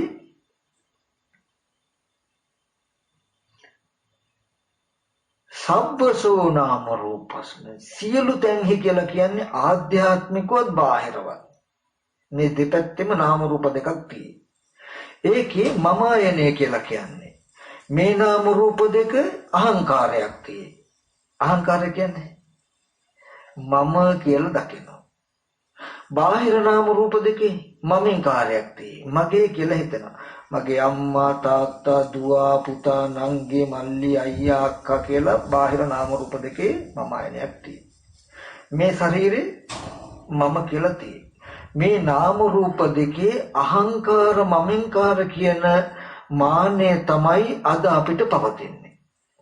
මෙන්න මේ මට්ටම පැවතුනහම තියෙන දෝෂේ මේ නාම රූප දෙකෙන් එකක් හරි වෙන වෙනව නිසා වෙන වුණාම නාම රූප දෙක වෙනස් වෙනවා විපරිණාම වෙනවා. එතකොට අපි ශෝක කරනවා. අනේ මගේ රූපේ මෙහෙම වුණා නේද? මගේ හිත මෙහෙම වුණා නේද? නැත්තම් මම මැරෙයි නේද කියලා අපි ශෝක කරනවා. අපි නාම රූප දෙකක් කියලා දන්නේ නැහැනේ. අපි දන්නේ මම කියලා. ගෙඩි පිටින්ම මම. හැබැයි අපි මම කියන අදහස හදාගත්තට යථාර්ථයේ තියෙන නාම රූප දෙකක් නම් දැන් මොකේද මේ මම ආයනේ අපිට තියෙන්නේ? නාම රූප දෙකේ. අපි දන්නේ නාම රූප කියලා. මගේ දුව, මගේ පුතා, මගේ අම්මා, මගේ අප්පච්චි කියලා තමයි අපිට පෙනෙන්නේ. මට එහෙම පෙවුනට එතන තියෙන්නේ නාම රූප දෙකක් නම් දැන් මම ආයනය කරලා තියෙන්නේ මොකද්ද? නාම රූප දෙක මගේ දුව මගේ පුතා කියලායි දැන් අරගෙන තියෙන අන්තිමට. මගේ දුව මගේ පුතා කියලා ඉන්න තැනක නාමය හෝ රූපය හෝ නාම රූප දෙක හෝ වෙන් වෙනකොට වෙනස් වෙනකොට මොකද වෙන්නේ? ශෝක කරන්න වෙනවා. ශෝකය එනවා. ඕක තමයි ලෝකේ කියන්නේ. ඕක තමයි අපේ ජීවිතයේ ඇත්ත. ඔය නාම රූප දෙකේ ශෝක කරන කෙනාට නාම රූප දෙකේ ජීවත් වෙන මම ආයනය කරමින් ජීවත් වෙන කෙනාට කියන සත්‍යය කියලා ලෝකේ කියලා කියනවා. බුදුරජාණන් වහන්සේ දේශනා කරන සබ්බසෝ නාම රූපස්මින් සියලු දෙන ආධ්‍යාත්මික බාහිර මේ සියලු දෙකේම යස්ස නැති මම හිත යමෙකුට මම ආයනේ නැද්ද? එයා හොඳට අපි දැන් කිව්වා වගේ රූපේ දන්නවා. මේ කොටස පඨවි කොටස් ටික විස්ස මේ කොටස් ටික ආපෝ පඨවි කියන්නේ බාහිර ස්වභාවයත් මේ ස්වභාවයත් එකයි. ඊට පස්සේ මේ පඨවි ආපෝ කොටස් ටිකට කාර්කස වෙන්නත් නොදී දිය වෙන්නත් නොදී තියෙන කෘත්‍ය කරනවා. ආපෝ තේජෝ දෙකෙන් ආහාරයෙන් හැදලා තියන්නේ කියලා හොඳට රූපේ බලලා එබඳු රූපේ හරියට කෙනෙක් පුටුවක ඉඳගෙන ඉන්නවා වගේ එබඳු රූපේ නවාතනක් දීලා නේද පෙර අවිද්‍යා කර්මයෙන් ඇවිල්ලා අරමුණු හිතන දැනගන්න සිත නැමැති ධර්මතාවයට නවාතනක් සපයලා මෙච්චරමයි මේ කය කරන්නේ. එබඳු කයේ පිහිටලා කයේ ඉඳගෙන මේ පුටුවේ ඉඳගෙන බණ කියනවා වගේ කයේ පිහිටලා කයේ ඉඳගෙන අරමුණු දකිනවා හිතනවා අහනවා හිතනවා මේ ටික තමයි නාම කියන්නේ කියලා හොඳට පිරිසිඳ දැක්කහම අවිද්‍යා කර්මයට පැමිණි ඇහත් රූපයක් දෙක නිසා හටගෙන ඇහත් රූපයක් දෙක නැති වෙන හිතට චක්කු විඥානය කියලා කියන ඒ හිත පුද්ගලිකවත් කෙනෙක්වත් නෙමෙයි. අවිද්‍යා කර්ම නැමැති අතීත හේතුවත් ඇහත් රූපයක් නැමැති වර්තමාන හේතුවත් නිසා උපන්න වර්තමානයේ ඇහත් රූපයක් නැමැති හේතු දෙක නැති වෙන ධර්මතාවයේ චක්කු විඥාන කියන්නේ හිත. එකම හිතක් කියනවත් නෙමෙයි. ඒ බඳු හිතට නවාතනක් දීලා මේ කය කියලා හොඳට නාම කයයි රූප කයයි දෙක වෙන් වෙන්ව දැක්කහම දැක්කොත් යම්කිසි කෙනෙක් පෙන්වහම මේ පඨවි ආපෝ තේජෝ වායෝ කියන සතර මහා ධාතුයෙන් යුක්ත කනබුන ආහාරයෙන් ඇතිවන රූපයට මමවත් මගේවත් කියන්න බෑ. ඒක ධාතුයි කියලා දකිනවනම් අවිද්‍යා කර්මයෙන් හටගත් අරමුණු දකින හිතන අහන හිතන මේ අරමුණු හිතන්න දැනගන්න පුළුවන් ක්‍රියාවලිය අරමුණු හිතන දැනගන්න කියන ක්‍රියාවලියෙන් පස්සේ ක්‍රියාවලියට ඉපදිලා අරමුණු දැනගන්න හිතන ක්‍රියාවලියෙන් පස්සේ නිරුද්ධ වෙන ධර්මතාවය පුද්ගලයේ කෙනෙක් හිතට පණවන්න ඉතුරු නොවන සිද්ධියක් කියලා දකිනකොට හිතමමයි කියලා ගන්න බැරි වෙනවා. මේ නාම රූප දෙක දකිනකොට මේ නාම රූප දෙක මම මගේ කියපු ගතිය ටික ගෙවිලා යනවා. හොඳට නාම රූප දෙක පිරිසිඳම දැකපු දවසට මේ නාම රූප දෙක මම කියන නාම රූප දෙක මගේ කියන ගතිය සම්පූර්ණම ගෙවිලා දිය වෙලාම යනවා. එදාට එයාට මේ රූපය මගේ හැටියට පේන්නේ මේ රූපේ පේන්නේ කොහොමද? රූපේ පේන්නේ ධාතු මාත්‍රයක්. පඨවි ආපෝ තේජෝ වායෝ සතර මහා ධාතුයි කියලා. නාම ධර්ම ටික මම කියලා පේන්නේ කොහොමද පේන්නේ? පෙර විපාකයට හටගත් අරමුණු හිතන්න දැනගන්න පුළුවන් හැකියාවයි හිත. මේ අරමුණු පෙනෙනකමයි හිත. අරමුණු හිතනකමයි හිත. හිත කියන්නේ ඔච්චරමයි කරන්න පුළුවන්. ওই સિદ્ધාන්තයේ කරන ධර්මතාවය කෙනෙක් නෙමෙයි ධර්මතාවය කියලා දන්නවා. මේ ටික දකිනකොට මම කියන ගතිය මගේ කියන ගතිය ගෙවෙනවා. එදාට මේ නාම රූප දෙක නාම ධර්ම තියෙද්දී රූපේ අබල දුබල වෙලා රූපේ නැසුනොත් නාම ධර්ම වලට ඉන්න බෑ. රූපේ තියෙද්දී ඒ කියන්නේ කර්මක්ෂය ආයුක්ෂය කියලා දෙයක් තියෙනවා. රූපේ හොඳට තියෙද්දි කර්මයේ හිඳීමේ නාම ධර්ම ටික අතහැරෙන්න පුළුවන්. ඒතකොට කියනවා කර්මක්ෂය කියලා. රූපේ අබල දුබල වීමෙන් කර්මයේ එහෙමම තියෙද්දි නාම ධර්ම ටික එහෙමම තියෙද්දි රූපේ අබල දුබල වීමෙන් නාම ධර්ම ටිකේ පැවැත්මට ඉඩ නැති වෙන්න පුළුවන්. ඒකට කියනවා ආයුක්ඛය කියලා. මේ දෙකම කර්මයක් හිඳලා ආයුෂත් හිඳලා මැරෙන්නත් පුළුවන්. නාම රූප දෙක බිඳෙන්න පුළුවන්. දෙකම තියෙද්දි හැකියාව හේතු තියෙද්දි අනතුරකින් හදිසිය වෙන්නත් පුළුවන්. කියන සිද්ධියක් තියෙන මේ නාම රූප දෙකේ පැවැත්ම නැති වෙන්න. මේ කුමන විදියකට හරි නාම රූප දෙකේ පැවැත්ම නැති වුණොත් එයාට අන්‍යමන්‍යව තිබුණු නාම රූප දෙකේ සම්බන්ධතාවය නැති වුණා කියන නුවණයි මිසක මම මරුණා දරුවා මරුණා කියලා අඬන්න වැළපෙන්න වෙන්නේ. අන්න ඒ බඳු තැනකට මනස ගත්ත කෙනාටයි මේ ශාසනය කියන්නේ භික්ෂුව කියලා. භික්ෂුව කියනකොට මොනතරම් ගැඹුරු වටිනා භූමිකාවක්ද. ලෝකයා යම් නාම රූප දෙකක් මම කියලා මගේ කියලා ලෝකයා ශෝක කරයි නම් අන්න බලන්න අපිට ශෝකය දුක ඇවිල්ලා තියන්නේ කොහොමද? මම කියලා මගේ කියන ධර්මතාවය නිසා. මම කියලා මගේ කියලා අරගෙන තියෙන මොකද? නාම රූප දෙක. නාම රූප දෙක මම කියලා මගේ කියලා ඉන්න කෙනාට ශෝකය එනවා. මේ නාම රූප දෙක මම කියලා මගේ කියලා යම් කිසි කෙනෙක් දකින්න නැත්තම් ඒ නාම රූප දෙක නැති වුණාට ශෝක කරන්නේ නැහැ, එන්නේ නැහැ. අන්න යාට භික්ෂුව කියනවා. එහෙම කලේ මොකටද? උනේ කොහොමද? මෙන්න මේ නාම රූප කියන දෙක තියෙන්නේ කියලා පිරිසිදු දැක්ක නිසා. දැන් අපිට අහගත්ත අපි මොකද්ද දුක ඇති වෙන්නේ? ශෝක කිරීම ඇති වෙන්නේ මොන වගේ වටපිටාවක් තුලද? අන්න හරි. මේ නාම රූප දෙක මම ආයනය කරන තාක් මම කියලා මගේ කියලා ගන්න තාක් දකින තාක් ශෝක කිරීම හැඬීම වැළපීම එනවාමයි. නාම රූප දෙක මම කියලා මගේ කියලා ගැනීම ඇති වෙන්නේ කුමක් නිසාද? මේ නාමයයි මේ රූපයයි මේ නාමය හැදුනේ මෙහෙමයි රූපය හැදුනේ මෙහෙමයි කියලා ඇත්ත නොදන්න තාක් අපි මේක මමයි කියලා ගන්නව නේද? මෙතන නාම කියලා දෙයක් තියෙයි, රූප කියලා දෙයක් තියෙයි, නාම ධර්මයන්ගේ වැඩ කටයුත්ත මේක, රූප ධර්මයන්ගේ වැඩ කටයුත්ත මේක. මෙයා මෙයාට උදව් වෙලා මෙයා මෙයාට උදව් වෙලා මේවා හැදෙන්නේ මෙහෙම හේතු ටිකකිනුයි කියලා හාත්පස රවුම් කළා මේ ටික නොදන්න තාක් අපි කියන්නේ මොකද්ද? මම කියලාමයි මගේ කියලාමයි.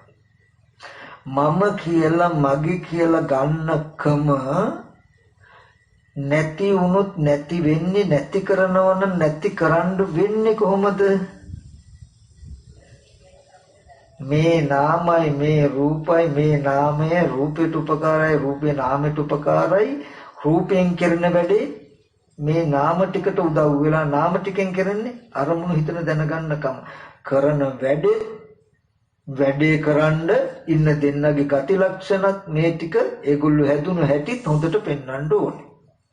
ඔන්න ඔය ටික පෙන්වුවාම ටික ටික පෙන්වන්න මම ආයේ නැහැ. සියලුම ආකාරي චුට්ටක් බෑ. කාම භව මට්ටමේ, රූප භව මට්ටමේ, අරූප භව මට්ටමේ කියලා තුන් භව මට්ටමටම මම ආයනය කරන එක නැද්ද?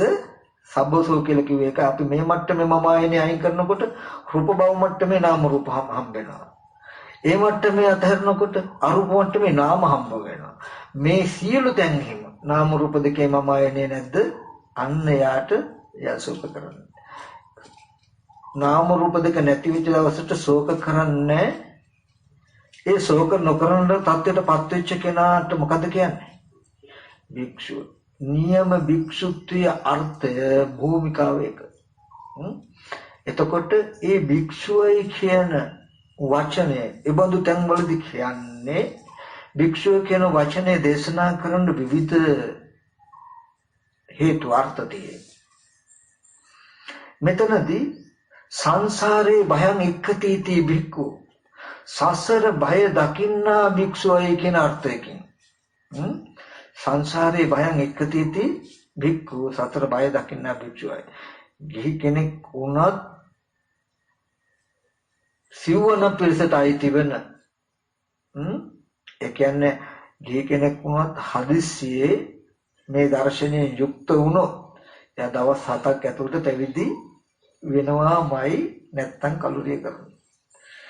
ඒ කියන්නේ ගිහි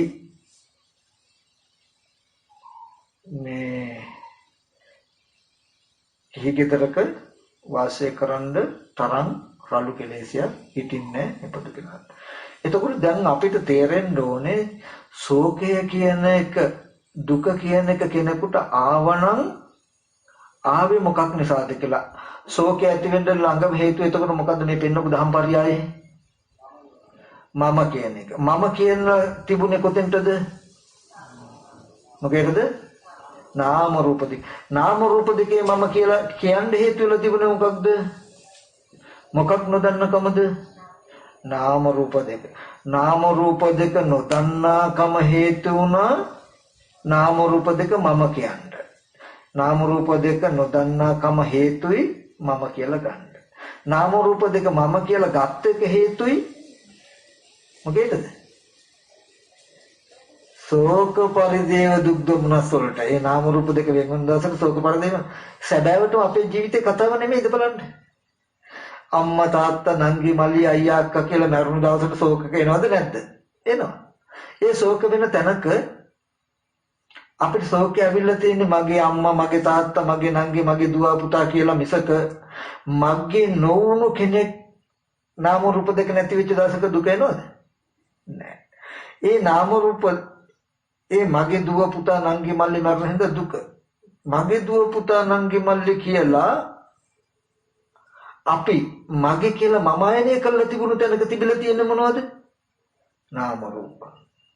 නාම රූප ටිකේ මම ආයනය කරන්න හේතුව නාම රූප දෙකේ කියන එක ඇත්ත නොදකීමයි කියලා සහේතුකව යනවා නේද? බුදුරජාණන් වහන්සේ දේශනා කළ නිසා නෙමෙයි. එකින් එක ගවේෂණය කරගෙන ගියාම අපිටම පැහැදිලි වෙයි.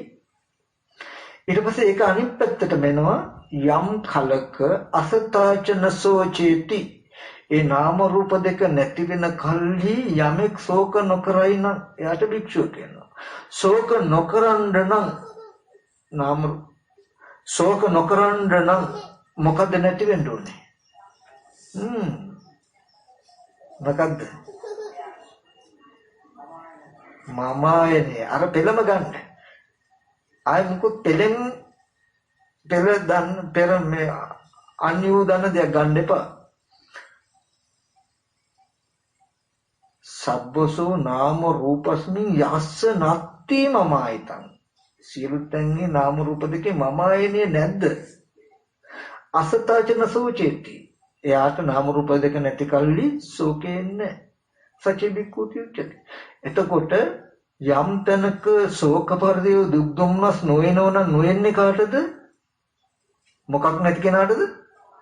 මමයිනේ නැති කෙනාට. මමයිනේ නැති වෙන්න ඕනේ කොතනද? නාම රූප දෙකේ. මම තණ්හාව නැති වෙන්න ඕනේ කොහෙද කියලා පෙන්වනවා වගේ දැන් මමයිනේ නැති වෙන්න ඕනේ කොහෙද? නාම රූප දෙකේ. නාම රූප දෙකේ මමයිනේ නැති කරන්න මොකද්ද කරන්න ඕනේ? යතහ ස්වභාවය ඇත්ත ස්වභාවය දකින්න ඕනේ. මොකද්ද ඇත්ත ස්වභාවය? මේ රූපයයි රූපේ මේ කොටස් ටික පඨවි මේක ආපෝ මේ දෙන්න මේ තේජෝ මේ වායෝ මේ කොටස් ටික හැදුනේ මේ නිසයි කියලා රූපේ හොඳට පෙන්වනවා. නාම කියන්නේ චිත්තජයස අපි කෙටි කරලා නිගන්නේද? අරමුණු හිතන දැනගන්න කම. ඇත්තටම අපේ මට්ටමේ ගත්තාම අපිට යමක් හිතන්න මොකුත් දන්නේ නැහැ වේදනා සංඥා සංකාර විඤ්ඤාණ ඕවා කන දේවල්ද බොන දේවල්ද කියලා. හැබැයි යමක් හිතන්න පුළුවන් දැනගන්න පුළුවන්කම. මේ මට්ටමට අපි මං කිව්වේ අපි සරලව ගන්න. ගැඹුරට යනකොට ඔක්කොම හම්බ වෙනවා. හිතනවා කියන තැන සිද්ධිය මොකද්ද මොනවද තියෙන්නේ මොකකින්ද කරන්නේ කියලා තමයි ගැඹුරට යනකොට ඉන්නේ. දැනට මේ මට්ටමට ගත්තා. අරමුණු හිතන්න දැනගන්න රූපයක් සිහි කරන්න පුළුවන්, පෙනෙන රූපේ දැනගන්න පුළුවන්. කනට සද්දයක් ඇහෙන සද්දේ දැනගන්න පුළුවන්, දැනගත දෙයට අනුව හිතන්න පුළුවන්. ඔච්චර නෙමෙයි අපි අද දවසේ දන්නේ. අපිට වෙන අපි ඉන්න තැනින් පටන් ගන්න ඕනේ. අද නාම ධර්ම කියලා අපිට හම්බ වෙන්නේ ওই ටිකද නැත්නම් ඕගොල්ලන්ට පෙනෙනවද රූප වේදනා සංඥා සංකාර විඥාන කියලා ටිකකුත් පේනවද? නාම ධර්ම කියලා පෙනෙන්නේ අරමුණු හිතන දැනගන්න සිද්ධිය නෙමෙයිද? හරි. එහෙනම් ඒක ගන්න. අද නාමයි කියන ටික අරමුණු හිතන දැනගන්න කම. මේකම ඇතිවුනේ පෙර අවිද්‍යා කර්මෙ. ඉබඳු අරමුණු හිතන්න දැනගන්න පුළුවන් කමට නවතනක් සපෙල කවුද? කාය. ඔය ටික දකින්නකොටම හොඳට නුවණින් බලනකොටම ඇහෙන් රූප දකින්නවා. රූප පේන්නේ මටයි කියලා ඇහැ සහිත තමන්ව පනවන්නේ නැහැ. ඇයි? කය ඇසුරු කරගෙන පවතින හිතටයි රූප පේන්නේ කියනකොට මටයි පේන්නේ කියලා කයට ඇඟිල්ල දික් කරනවද අපි? ওই සිද්ධිය නොපෙනෙන තාක් මේ මටයි පේන්නේ කියලා අපි පේන මාව කියලා ඉඳගෙන ඉන්න මටයි පේන්නේ කියලා තව පෙනෙන දෙයට ඉරියව්වකුත් පෙන්නයි. ඉඳගෙන ඉන්න මට පෙනෙනවා කියලා පනවන්න පුළුවන් නේද බලන්න ඔහොම ගෙන්නුවා. දැන් ඕගොල්ලන්ට වෙනදට නම් අරමුණක් පේන්නේ එක්කෝ ඉඳගෙන හිටගෙන නිදාගෙන ඇවිදින හතර ඉරියව්වේ. හොඳයි නාම රූප දෙක පිළිසෙන් දැක්කොත් පෙනෙන දෙයට ඉරියව්වක් පනවන්න පුළුවන් වෙයිද? මම කියන එක තේරෙනවද? අන්න කෙලෙස් නැති මනස කෙලෙස් සහගත කෙනා පුද්ගලයා නිර්මාණය වෙන්නේ කොහොමද? ඉඳගෙන ඉන්න පෙනෙන දෙයට ඉරියව්ව පැවැත්වුවොත් කෙනා ඉන්නවා පෙනෙන දේ එක්ක. පෙනෙන දේ කෙනා එක්ක. එතකොට ලක්ෂණයක් තියෙන්නේ මොකද්ද? ඉඳගෙන හිටගෙන නිදාගෙන ඇවිදින කෙනාට රූප බලන්න පුළුවන්. නාම රූප දෙකේ යථාභූත ස්වභාවය ගත්තොත් ඒ කියන්නේ මට රූප පෙනෙනවා. පුටුවට රූප පෙන්නේ නැහනේ. පුටුව සකස් කරලා තියෙන කොච්චරද? එයාගේ වැඩේ කොච්චරද? එයාගේ කෘත්‍ය මොකද්ද? මට ඉඳගෙන ඉන්න උදව් කළ විතරමයිනේ. පෙනෙන දේ මායි අතර සම්බන්ධයක් ඇති. මායි රූපයයි පුටුවයි අතර සම්බන්ධකුත් ඇති. හැබැයි පෙනෙන දේ පුටුවයි අතර සම්බන්ධයක් නැති. ඒ වගේ පෙනෙන අරමුණයි හිතයි අතර සම්බන්ධකුත් ඇති. හිතයි කයයි අතර සම්බන්ධකුත් ඇති. හැබැයි කයයි පෙනෙන දේ අරඹය සම්බන්ධයක් නැති. තේරුණා නේද? එතකොට සතර මහා ධාතු කය හැම වෙලෙම පෙනෙන ඇහෙන සිතට නවාතනක් සපයලා නම් කයට පෙනෙන්නේ නැත්තම් පෙනෙන්නේ හිතට නම් හරිද? කය ඇසුරු කරගෙන ඉන්න හිතට පෙනෙන්නේ කිව්වහම ඉඳගෙන ඉන්න ඉරියව්ව මටයි පෙනෙන්නේ කියලා වෙනදට අපි ඉඳගෙන ඉන්න ඉරියව්ව ගැට ගැහුවේ පෙනෙන දේ කයට අයිති නිසායි. දැන් කයට පේන්නේ කය අසුර කරගෙන පවතින හිතටයි පේන්නේ. කය නවාතනක් දීලා කියලා දැක්කොත් පේන ඉරියව්ව පේන දෙයට ඉරියව්වක් තියෙයිද? ඉරියව්වක් නැහැ. අන්න කෙලෙස් වලින් මිශ්‍ර නොවුණු මානසික ලක්ෂණ. ඉඳගෙන හිටගෙන නිදාගෙන කියන හතර ඉරියව්වෙන් එක ඉරියව්වකට නැතුව පෙනෙනවා ඇහෙනවා කියන ටික කරනවා. හරිද? කරන්න පුළුවන් ඥාන දර්ශනික. මේ නාම රූප දෙකේ මම ආයනේ නැත්තම් නාම රූපකේ නියම ස්වභාවය හසු වුණොත් ඉරියව්ව අතහැරෙනවා. එතකොට මේ ආපහුවෙමු දුක ශෝකේ නැති වෙන්න මොකද්ද කරන්න ඕනේ? මොකද්ද කරන්න ඕනේ? මම ආයනේ නැති කරන්න ඕනේ. මම ආයනේ නැති වෙන්න ඕනේ කොහෙද? නාම රූප දෙකේ. මම ආයනේ නැති කරන්න මොකද්ද කරන්න ඕනේ? නාම රූප දෙකේ යතහ භූත ස්වභාවය දකින්න ඕනේ. ඒ සඳහායි ඉති රූපං ඉති රූපස සමුදය ඉති රූපසත්තංග මේ රූපයයි ඇතිවීමයි නැතිවීමයි කියලා ඔයගොල්ලෝ මේ ඉගෙන ගන්න. ඉති වේදනාය සමුදය ඉති වේදනාය අත්තංගම ඉති සංඥා මේ විදිහට නාම ධර්ම ටික මේ ඉගෙන ගන්න එකට.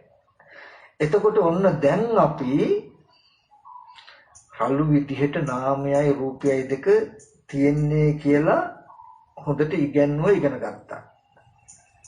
රූපේ කඩලා වෙන් කළත් රූපයක් මිසක කෙනෙක් නෙවෙයි. ඒක දකින්න අහන දෙයට නවතනක් සපේන පුත්‍ය විතරයි කලේ කියලා තිගන්නවා.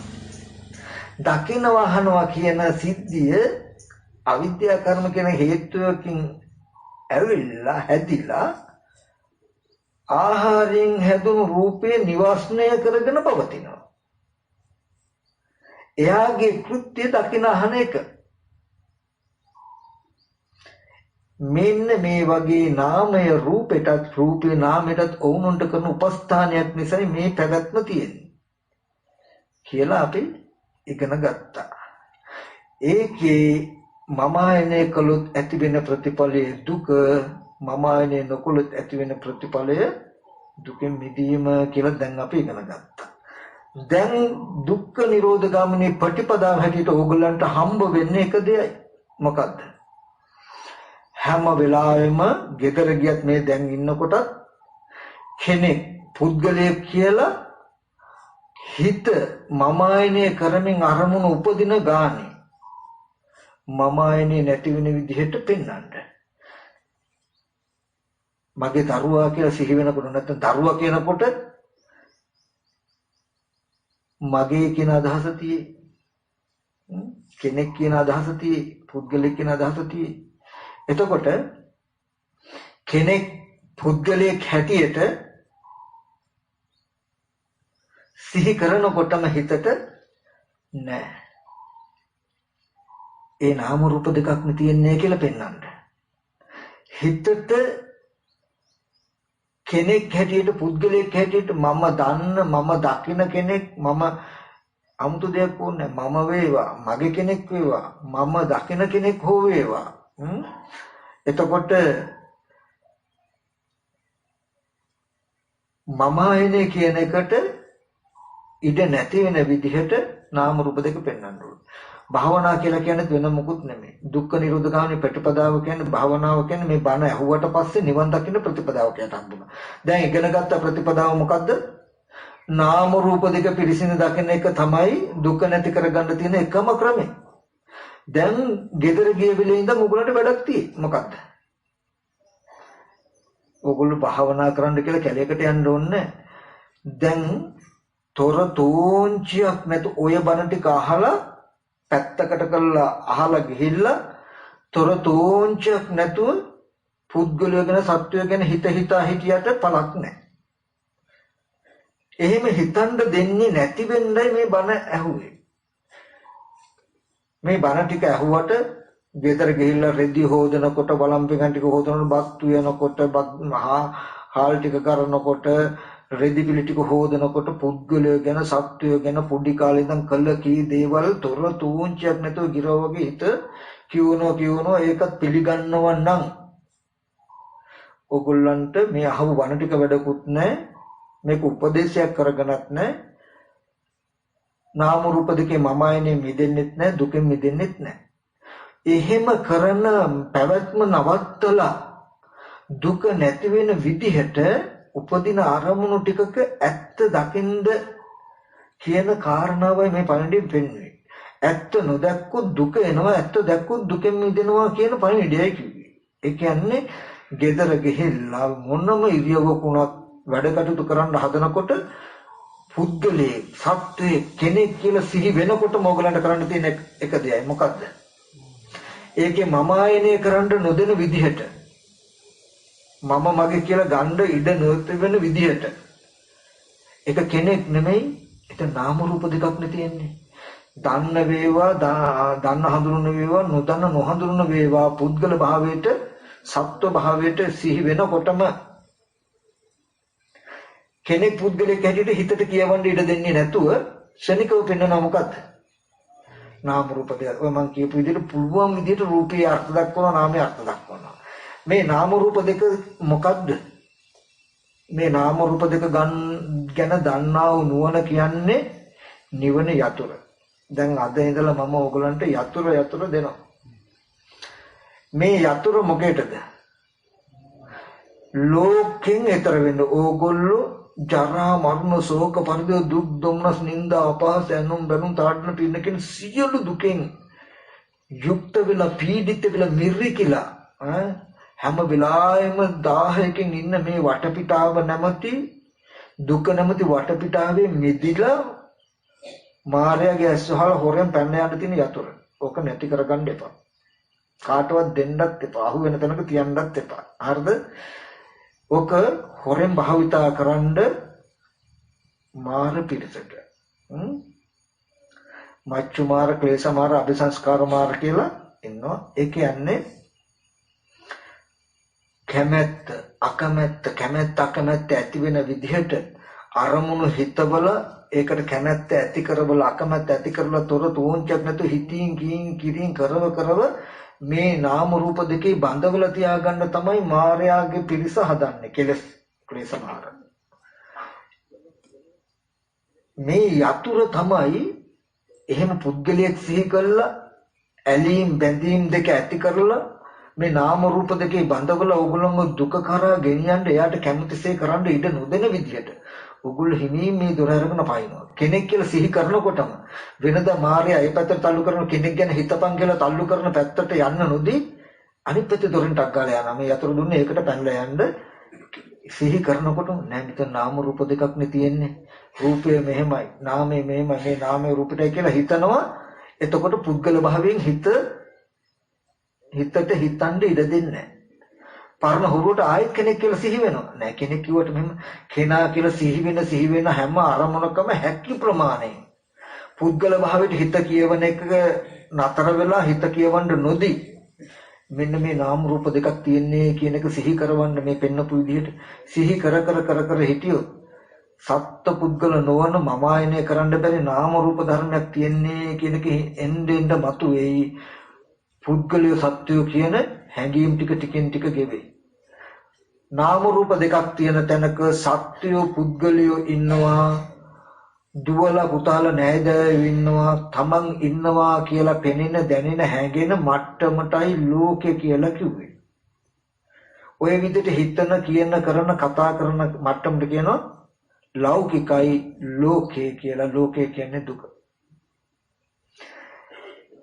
අපි ලෝකේ පෙනෙන දුව පුතා අම්මා තාත්තා දුව නංගි මල්ලි සහෝදරයා මම කියලා හිතන පෙනෙන තැනක නාම රූප කියලා ධර්මතාවයක් තියන්නේ කියලා පෙනෙන හිතෙන දැනෙන කමටයි ලෝකෝත්තර කියලා කියන්නේ. ලෝකයෙන් එතරයි. මේ නාම රූප දෙක දුව පුතා අම්මා තාත්තා නංගි මල්ලි කියලා දැකලා බලලා හිතලා අඬලා වැළපිලා විලාප දීලා බැඳුම් ඇති කරගන්න පැවැත්මෙන් එතරයි. යා නාම රූප දෙකක් තියෙන්නේ කියලා බලන්න මේ ශරීරයේ මම කියන පැවැත්මිනුත් මගේ දුව පුතා අම්මා තාත්තා නංගි මල්ලි තව සත්‍ය පුද්ගල කියන සියලුම සංඥා මනසිකාරයෙන් ටිකෙන් ටික මිදෙනවා. කෙරවලට යනකොට නාම රූපයි කියන ධර්මතාවය දැකලා සත්ත්ව පුද්ගල භාවයේ ශුන්‍යතාවය සාක්ෂාත් කරගෙන ලෝකෙන් ඈතර වෙනවා. ලෝකයේ විද සියලු දුකෙන් ඈතර වෙනවා. සීති භූතෝස්මි නිබ්බුතෝ නියුනේ වෙමි සිසිල්ලුයේමි කියලා. එතකොට ඒ සත්ත්ව පුද්ගල භාවයෙන් දුක් විඳින මානසික පැවැත්ම තියෙන තැනකට ලෝකෙ කිව්වා නම් එබඳු ලෝකෙන් ඈතර වෙලා ලෙබඳු ලෝකෙන් මිදෙන්න තියෙන යතුර තමයි මේ නාම රූප දෙකක් කියන නුවණ. ඒක තවලා ගෙදර ගිහිල්ලා ලාච්චුවකට දාලා ඒ ලාච්චුවට යතුරක් දාලා දාන්න නෙමෙයි මේ යතුර දුන්නේ. හොඳට මතක තියාගන්න මේ යතුර අරගෙන ගිහිල්ලා අපි වෙනදට කරන්නේ එහෙමනේ වටිනවනම් ඒකෙන් දුන්නේ දොර අරින්න ඒ දොර අරින්න දොර කොහෙද තියෙන්නේ කියලා වෙහෙතෙන්න නෙමෙයි අපි කොවන්නේ මොකද්ද? ඒ යතුර අරගෙන ගිහිල්ලා තව යතුරකින් ලාච්චුවක් කරලා ඒ ලාච්චුවට දාලා ඒකට යතුර දාලා යතුර අතට ගන්න එක. යතුරට යතුරක් දාන්න එක. නමුත් දැන් එහෙම කරන්න නෙමෙයි මේක දුන්නේ හොඳට දොර අරගෙන යන්න. ඒ කියන්නේ ලෝකෙන් ඈතර වෙන්නයි යතුර. මේ යතුරෙන් විතරමයි ඒ කියන්නේ මේ විදිහට ලෝකෙන් ඈතර වෙන පැත්තේ තියෙන යතුරකින් විතරමයි යන්න තියෙන්නේ. අරමුණක් සිහි වෙනකොට පුද්ගලයේ කෙනෙක් සත්‍යයක් කියලා හිතින් කියින් කරවන්න පැත්ත තමයි එක දොරටුවක් මායя විසින් තල්ලු කරනවා ඒ දොරටුවෙන්. එහෙම තල්ලු කරද්දී ඒ දොරටුවෙන් යන්නේ නැතුව ඒකෙන් ගියොත් ලෝකෙට යන්නේ ජරා මරණයට යන්නේ ඒ දොරෙන් යන්නේ නැතුව ලෝකෙන් ඈතර වෙන පැත්තට අරගෙන යන්න දුන්නු යතුරක් තමයි ඔක. මොකද්ද? ඒක කරන්නේ කොහොමද? පුද්ගලයෙක් සත්‍යයක් කියලා සිහි වෙනකොටම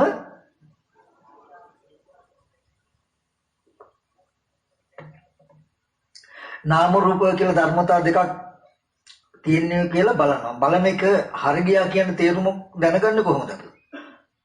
පුද්ගල භාවයට හිතට කියවන්න බැරි වෙන්න ඕනේ. කෙනෙක් කියලා හිතනකොටම නෑ එතන තියෙන මෙහෙම රූපයක් මෙන්න මෙහෙමයි හැදිලා තියෙන මෙතන නාම ධර්ම ටිකක් කියලා පෙන්නකොට අර හිතන්න ආපු විදිහට පුද්ගල භාවයෙන් දෙකටම හිතන්න යන්න බෑ. ඔහොම පුද්ගල භාවයට එන හැම අරමුණක් ගානෙම පුද්ගල භාවයට හිතන්න නොදෙන විදිහට පුළුවන් නාම රූප දෙකක් තියෙන්නේ කිය පෙන්වන්න ඇත්තම මොකක් වේද කියලා බලන්න. ඕගොල්ලෝ අධිකමයක් නොලැබුවොත් නිවන් නොදැක්කොත් තමයි පුදුමයි. ඊට පස්සේ මේ අහගත් දහම් ටික අරගෙන පැත්තකට තියලා හොඳට බණ ඇහුවා සිලුත් ගත්තා. හැබැයි ගෙදර ගිහිල්ලා වෙනද වගේම සත්වය ගැන පුද්ගලය ගැන තොර තෝංචියක් නැතුව හිතා ඉන්නවා. ඒ හිතන එක වළක්වන්න කිසිවක් අරගෙන ඇවිල්ලා නැහැ. පොයට සිල් ගන්න ගියාට ඥාන දර්ශනයක්වත් සිහියක්වත් අරගෙන ඇවිල්ලා නැත්තම් මේ සිල් ගැනීම පළක් තියේද? අරගෙන වැඩක් තියේද? වෙනද වගේම හිත පුද්ගල භාවයට ඉන්නවා නම් කෙලස් නිවන් දැක්කොත් අහපු බණ නිසා නිවන් දැක්කොත් තමයි පුදුම. බණ ඇහුවේ ආරණ්‍යට ආවි බණ ඇහුවේ නිකන් නෙමෙයි ගෙදර දොරේදී ජීවත් වෙන්න යමක් අරගෙන යන්නයි. ගියාට පස්සේ වෙනද වගේ උන්න ගිය වෙලාවෙ ඉඳන් හිත ඇතුලෙන් පටන් ගන්නවා කතාව. පුද්ගලයා ගැන සත්‍යය ගැන අල්ලපු ගෙදර නංගි ගැන හවල් කෙනා ගැන ඔහොම පටන් ගන්නකොට ඒ විදිහේ කතාවට ඉඩ දෙන්නේ නැතුව ආංගර අහගත්තු ධර්මයෙන් ඉගෙනගත්තු නුවණ භාවිතා කරන්න. එතකොටයි ලෝකේ සංසිඳෙන්නේ. ලෝකෙන් ඈතර වෙන්නේ. කොච්චර බණ ඇහුවත් අහගත්ත දේ ජීවිතයට එකතු කරගන්න නැත්නම් ඕගොල්ලෝගේ කෙලෙස් නිවෙන්නේ නැහැ. අද අපිට වෙලා තියෙන එක. අද අපි ඕනම තැනකින් බණ ඇහුවොත් අන්තිමට මේ පෙන්වන්නේ එක උත්තරයක්. අපි දක්ෂ නැතිකම තියෙන්නේ නුවණ නැතිකම. අපිට හිතෙන්නේ බොහෝ ධර්ම දේශනා තියෙයි වගේ. නමුත් ඕනම තැනකින් පෙන්වන්නේ එක අර්ථයක්. මේ විපාක නාම රූප දෙකේ ශුන්‍යතාවය. දැන් ඔන්න මම නාම රූපයි කියලා ඇහුවා. අහගෙන ගෙදර ගියා. වෙනද විදිහටම තොර තෝංචියක් නැතුව සත්වය ගැන පුද්ගලය ගැන ළමයි ගැන හිතනවා. හැබැයි මේ හිතන ගතිය අඩු වෙන්න මේ ඉගෙනගත්ත දේ යොදා ගන්න. මේක අහලා පැත්තක සිලුත් ගත්ත බණත් ඇහුවා වෙනද විදිහටම හිතනවා. අඩුවක් නැහැ. හැබැයි ඉතින් කාලයක් යනකොට කෙලස් ගෙවිලත් නැහැ. පුද්ගල භාවය හිඳිලත් නැහැ. දුක ගෙවිලත් නැහැ. වෙනද වගේමයි ජීවිතේ දුක. ආයතන බණ හරි නැහැ. ඒ හින්දා නිවන් දැක්කේ නැහනේ. තව තැනකට යනවා. එතන ගියාම උගන්වනවා චිත්තජෛසික රූප කියලා ධර්මතාවයක් tie කියලා. දැන් අරකම තව ටිකක් කෙටි කරලා වෙන විදිහකට පෙන්නනවා. හුදුට චිත්ත කියන්නේ මොකද්ද? චෛසික කියන්නේ මොකද්ද? රූප කියන්නේ මොකද්ද? හොද්දට කනත් නමලා අහගන්නවා. අහගෙන ඉගෙන ගත්තා. ඒකත් පැත්තකින් තියලා ගෙදර ගිහිල්ලා තොර තෝංචයක් නැතුව වෙනද වගේම පුද්ගල භාවයෙන් කතා කර ඉන්නවා. ආයෙකට චුට්ටක් ඉගෙන ගත්ත දේ උදව් කරගන්නේ. නංගි ගැන, අක්කා ගැන, කමනේ ගැන, රාණි ගැන ඕවා ඉතින් හිත ඉන්නවා. ඉතින් ඉන්නවද කියලා දන්නේ නැහැ මම කියන්නේ ලෝකෙදී වල. එතකොට හිත ඉන්න පොඩි කාලේ හැටි Tamanට බැනපුවා, ගහපුවා, හොඳ කියපුවා, කැමැත්ත ඇති වෙන, අකමැත්ත ඇති වෙන විදිහට පුද්ගල භාවයෙන් හිත ඉන්නවා. දුක ගෙවිලා නැහැ, කෙලෙස් ගෙවිලා නැහැ, විහෙස ගෙවිලා නැහැ. ඊ බණ ටිකත් හරි නැහැ. එතන ධර්මයේ හරි නැහැ. එතන බණ හොඳයි නම් රහත් වෙන්න එපා, නිවන් දකින්න එපා. නිවන් දකින්න බැරුණා ඒ බණ හරි නැහැ. තව තැනකට යනවා. ගියාම එතන උගන්වනවා මොකද්ද? පංච උපාදාන ස්කන්ධයක් තියෙනවා. රූප වේදනා සංඥා සංකාර විඥාන කියන ස්කන්ධ පංචකයක්. රූපේ කියන්නේ මෙහෙම වේදනා. දැන් එකින් එක වෙන් කළා. අතන නාම රූප කියලා පෙන්වුවා. ඒක බෙදලා චිත්තජයසි කියලා මෙතන පෙන්වුවා. මෙතන එක පහක් කොට පෙන්වුවා. හොඳට අහගත්ත රූපේ කියන්නේ මොකක්ද? වේදනාව සංඥාව සංකාර විඥානේ ඒව ඇති වෙනකොම අහගත්ත හොඳට එකක් තියකට ගෙදර ගියා. වෙනද විදිහටම ළමයි ගැන, දරුවෝ ගැන, දරුවන්ගේ වැඩ කටයුතු ගැන, නෑදෑ යාළු මිත්‍රයෝ ගැන හිත කෙරළවරක් නැතුව හිතනවා. වෙනසක් නැහැ. ඉතින් මේ ඉගෙනගත් එක වෙනම ජීවත් වෙන එක අපි වෙනවා. අනේ කාලයක් යනකොට දුක චුට්ටක්වත් ගෙවිලා නැහැ. පුද්ගල භාවයේ හිඳිලවත් නැහැ. හැඟීම් එහෙමමයි. ඒ කියන්නේ බණ ඇහුවට චුට්ටක්වත් කෙලස් ගෙවිලා නැහැ. ඒ කියන්නේ එතන දර්ශනීය අඩුවක් ඇති. දර්ශන හරියන මගේ කෙලස් ගෙවෙන්න එපා. එතන එකත් හරියන්නේ. තව තැනකට යනවා. මේ සියලු සංස්කාරය අනිත්‍යයි. නැත්තම් මේ රූප වේදනා සංඥා සංකාර විඥාන කියන්නේ අනිත්‍යයි කියලා උගන්වනවා. ඉගෙනගෙන ආවා. අර විදිහට හිතනවා.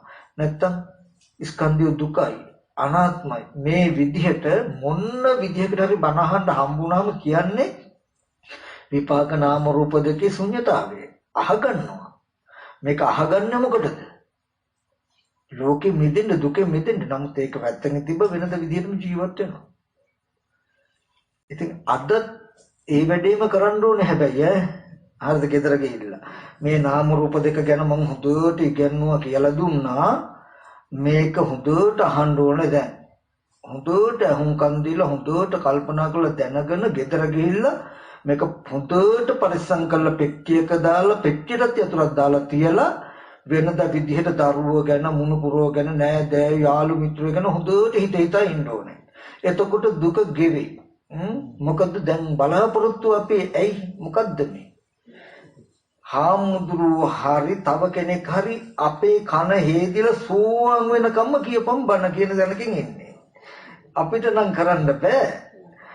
අපව රහත් වෙන තැන දක්වාම කවදා හරි දවසක කෙලස් ගහලා යන හේදිලා යන හොඳ වතුර පාරක් වගේ හොඳ බණක් එයි. තාම මේ ආපු ඒවෙන් අහගත්තේ වෙන්න කෙලස් හේදිලා යන බණක් ආවේ නෑ කියලා අනුන්ට බාර දීලා තියෙයි. මෙන්න කන දීපං සෝවන් කරවලා. එහෙම නෙමෙයිද කරන්නේ? මේ බණ අහන එකේ තේරුම මෙතනින් නෑ, තව තැනකට සෝවන් වෙනකම් බණ අහනවා. සකදාගාම වෙනකම් ඕක නෙමෙයි.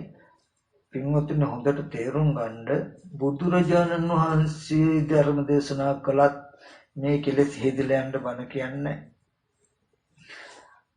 අපි තුලින්ම කෙලෙස් උපදන උපායකට යුතුයි. ඒකට කල්යාණ මිත්‍රාසික සද්ධර්ම ශ්‍රවණයෙන් උපකාරයක් ලැබේ. ඕගොල්ලෝ බුද්ධිමත් වුණා නම් ධර්ම දේශනා 100ක් ඇහුවනම්, ධර්ම දේශනා 100ක් නෑ, 100ම එක අර්ථයයි ඕගොල්ලන්ට කියලා තියෙන්නේ. මොකද්ද කියන්නේ? මෙන්න මේ අර්ථය.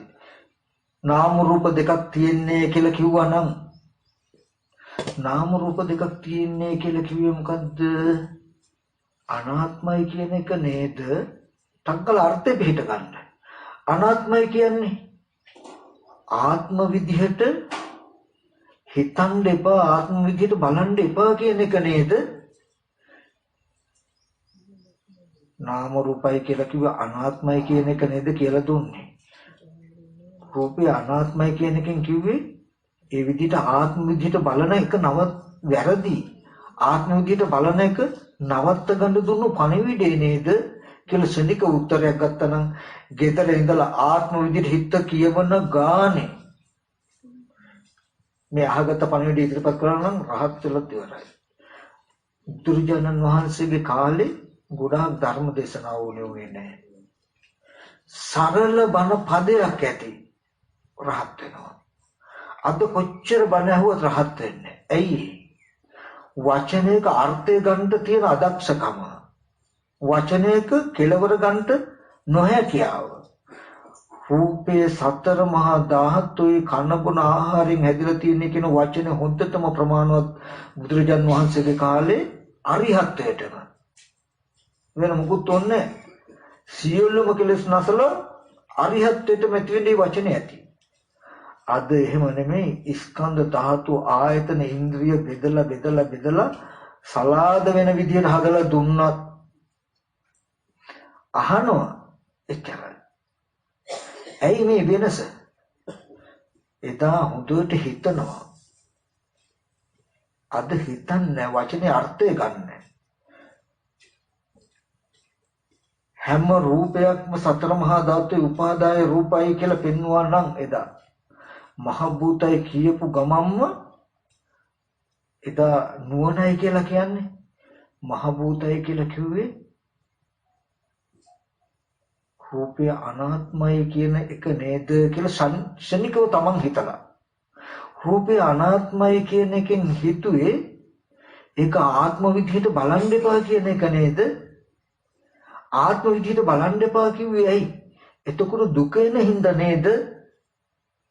දුක ඇති වෙනවා ආත්ම විදිහට බැලුවොත් ආත්ම විදිහට පෙනෙන්නේ අනාත්ම බව නොපෙනෙන තාක් කියලා පඨවි කියන වචනේ ඇහුනේ.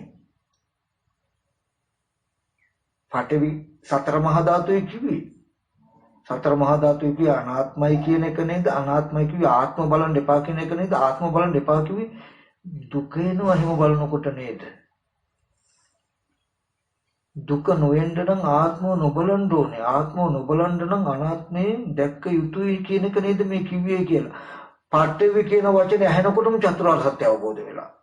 දුකක් දැකලා දුක ඇතිවෙච්ච හේතුවක් දැකලා මේ හේතුව නැතිව දුක නැති වෙනවා කියලා දැකලා එහෙනම් මම මේ පඨවි ධාතු සංඥා මේ සතර මහා ධාතුයි කියලා මෙනෙහි කරන්න ඕන කිව්වා. එක වචනේ අහනකොටම චතුරාර්ය සත්‍ය අවබෝධ කරගන්න තරම් තමන්ව ගෙනියන තමන් දක්ෂයි. අද පඨවි කිව්වොත් පඨවි අර සතේ ගොම්බෙට්ටක් දැම්මම දක්ගල වැටුනම වගේ පඨවි කිව්වොත් පඨවිම තමයි. සතර මහා ධාතුයි කිව්වොත් සතර මහා ධාතුම තමයි. අඩියක්වත් හොල්ලන්නේ නැහැ. හාමුදුරුවෝම නැත්තම් බණ කියන කෙනම උස්සපන් ඉතුරු කකුල තියපන් හැපෙන් කියලා වගේ ඇයි සතර මහා ධාතුයි කිව්වේ කියලා තයි ඉතුරු එකත් හිතවන්න ඕනේ. ඇයි එහෙම හිතුවේ කියන එකත් හිතවන්න ඕනේ.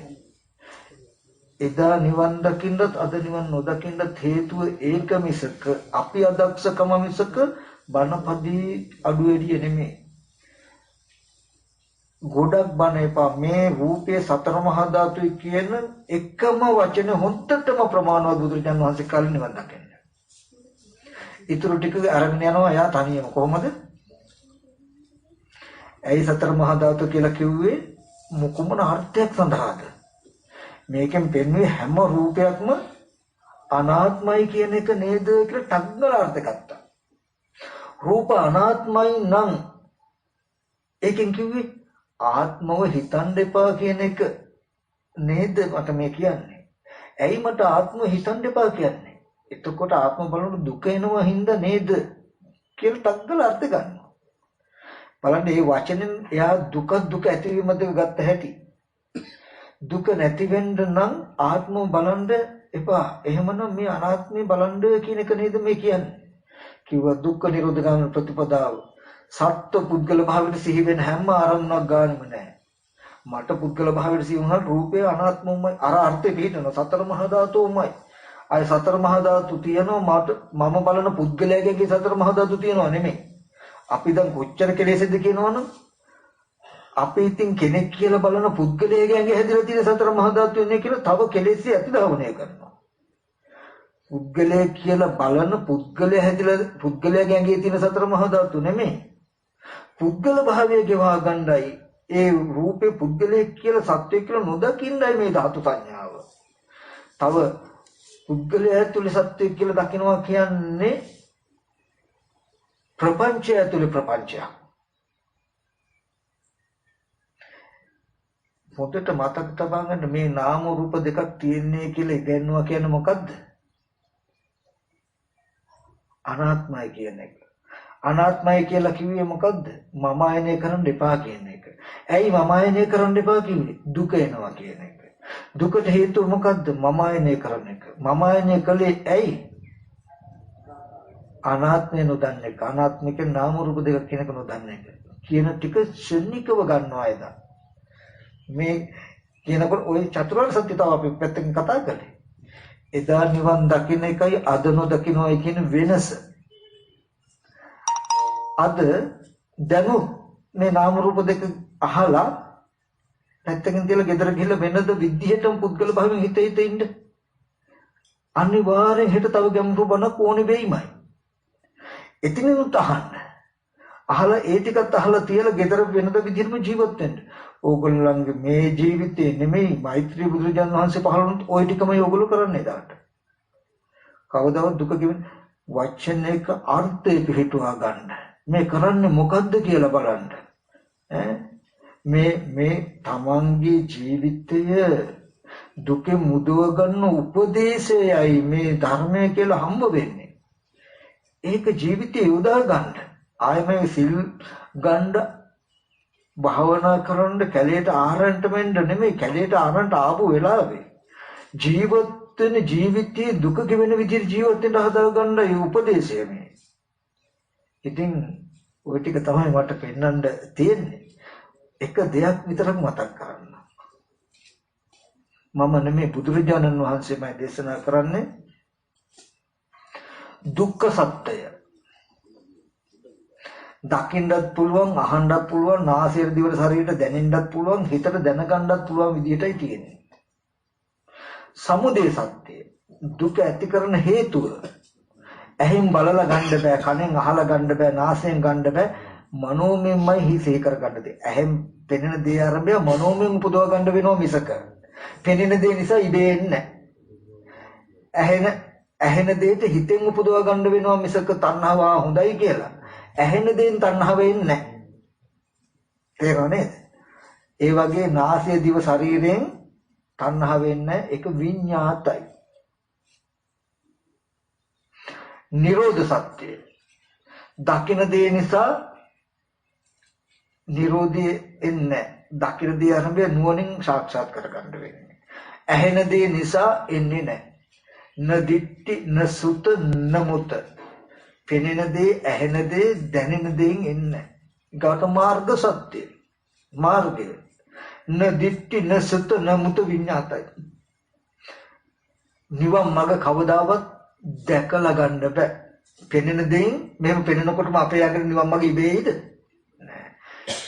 ඇහෙන දේ මේ කතා කරන වචනකින් ඕගලන් නිවන් මඟ උපදීද? එන්නේ නෑ. න දිට්ඨි උපදින්නේ නෑ. න සුත උපදින්නේ නෑ. නාසය දිවට ශරීරයට නිවන් මඟ උපදින්නේ නෑ. විඤ්ඤාත නුවණින් ගන්න ඕනේ. ඕගලන්ට නිවන් මඟ උපදවා ගන්න උපදේශනයක් විතර හැමදාම ලැබෙන්නේ. නාම රූප දෙකක් තියෙන්නේ කියලා පෙන්වන්න පුළුවන්. ශනිකව චතුරාර්ය සත්‍ය අවබෝධ වෙන තැන දක්වාම තමන් අරගෙන යන්න. එදා කළේ ඒක. අද ඕගලන්ට බැරි නිසා අද අපිට වෙනවා කියලා දෙන්න. මොකද ඇත්තටම විචාරශීලීකමයි අපේ අඩු. එදා උපතිස්ස පොලිත්ත පරිබ්‍රාජක දෙන්නට සසර දුකයි දුකෙන් එතර වෙන මාර්ගයක් හොයන්න ඕනේ කියන තැනට නුවණ තිබුණා. ඒගොල්ලන්ට මාර්ගය විතරයි අඩු. ලැබුණ ගමන් අප්‍රමාද. අද දුකින් එතර වෙන මාර්ගය නෙමෙයි. උඹලට ජීවිතයේ දුකයි, උඹලා ඉන්නේ දුකේ නේද කියලා දුකත් කියලා දෙන්න ඕනේ. දුකත් කියලා දීලා මේ දුකෙන් ඉන්න හොඳ නෑ කියලා දීලා ඒ හින්දා ඊතර වෙන්න කැමති වෙන්න කියලා බලෙන් කැමති කරවලා ඉවරලයි පාර කියලා දෙන්න වෙලා තියෙන්නේ. ඒකයි තියෙන ප්‍රශ්නේ. කෙලිම දුක කලකිරුණු කෙනාට මාර්ගය ගැන කියන්නේ ඒ තරම් අපහසු නෑ, ඉක්මනට දෙනවා. දැන් අද ඊතර වෙන පැත්තේ මාර්ගය කියලා දෙන්න ඉස්සෙල්ලා ඉන්න තැන දුකයි, ඒක හොඳ නෑ. ඒ හින්දා යන්න කැමති වෙන්නේ කියලා ඉන්නේ දුකකයි කියලා දෙන්නත් වෙනවා. දීලා ඉවරලා නිස්සාරණයට කියන්න වෙනවා. ඊට පස්සේ මග කියන්න වෙලා තියෙනවා. ඒ වගේ බණ පදයක් කියනකොට කියලා දෙනකොට මේක ඇහුවේ බොහෝ වචන පිටිපස්සේ යන්න හුරු වෙන්න එපා. කෙටි වචනකින් උන අර්ථය පිටවා ගන්න උත්සාහවත් වෙන්න. ඒ හින්දා මම දන්නවා ඕගොල්ලෝ මෙතන ඉන්න කවුරු හරි දක්ෂ නම් මේ කියලා දුන්නු ටික හොඳටම ඇති රහත් ඵලයටපත් වෙන්න. සාදු කිව්වට නම් වැඩක් නැහැ. මේකට සාදු කියන්න වෙන්නේ අහපු ටික නෙමෙයි කරන ටිකට. ඕගොල්ලෝ කරනවා නම් ඒකට සාදු කියන්න සුදුසුයි. අහන්න නැත්නම් ඉතින් මේක වැඩක් නැහැ. පෙට්ටක මේ දාලා තියෙන යතුරක්නේ.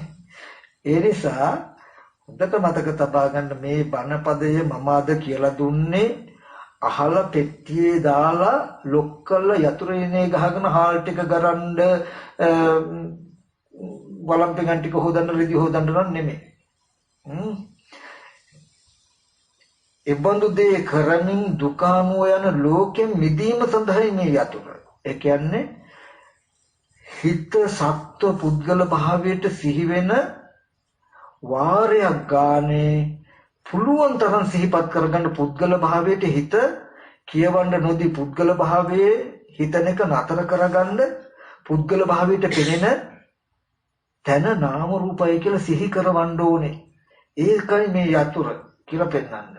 අමතක වෙලා පුද්ගල භාවයට සිහි කරගෙන යනවා. සිහි වෙලා යනවා. ආයෙත් මතක වෙන්නේ නැහැ. ඒක වැරදි. ආපහු හදාගෙන යනවා. ආයෙත් අමතක වෙලා කෙනෙක් පුද්ගලෙක් කියලා සිහි වෙනවා. නෑ පුද්ගල භාවයට සිහි කරපේක මල්ලි කියලා සිහි වුණා. ඒ සිහි වෙච්ච අරමුණ ගන්න නෑ. එතෙන්ද කන බොන ආහාරයෙන් හැදුණු මේ වගේ කොටස් ටික අර වගේ ගලවලා විමම දාන්න. කෙස් ලොම් නියදස් ටික බලලා ඒ රූපය මේ චිත්තචෛතසිකට උපකාර වෙලා මෙබඳු දෙයක් නේද තියෙන්නේ.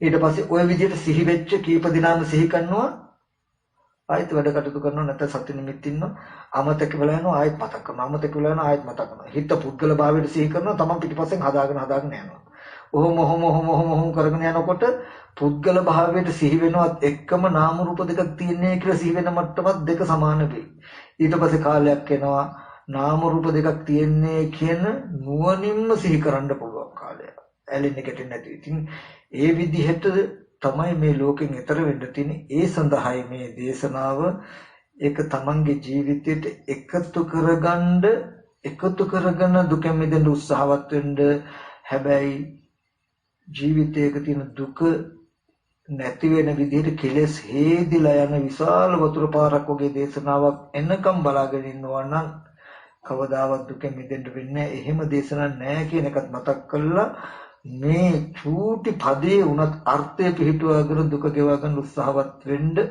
ඒ සඳහා මේ දේශනාව හේතුපනිස්සිම වේවා කියලා තාසෙන්සනේ කරනවා. ඔහොම අපි දෙවියන්ට පින් අනුමෝදන් කරමු. ආකාසට්ටා චුම්මට්ටා දේවානාගා මහිත්‍ති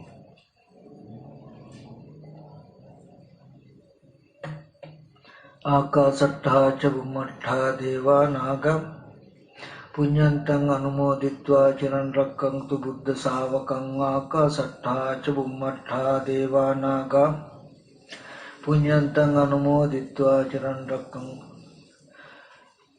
ඒ වගේම පැවිදි ජීවිතයේ ඥාතිත්වයෙන් ආපවති වදාළු ආචාර්ය උපාධ්‍යයන් වහන්සේලා තු සංඝ පිරිතුන් වහන්සේලා වගේම ජීවිතයේ අපේ යම් තාක් ඥාතිගත සමයසින සිළු දිනාටත් මේ පින්වත් සිළු දිනාගේම මේ පරිලෝකීය සිළු ඥාතින්ට මේ පින් අපි අනුමෝදන් කරමු.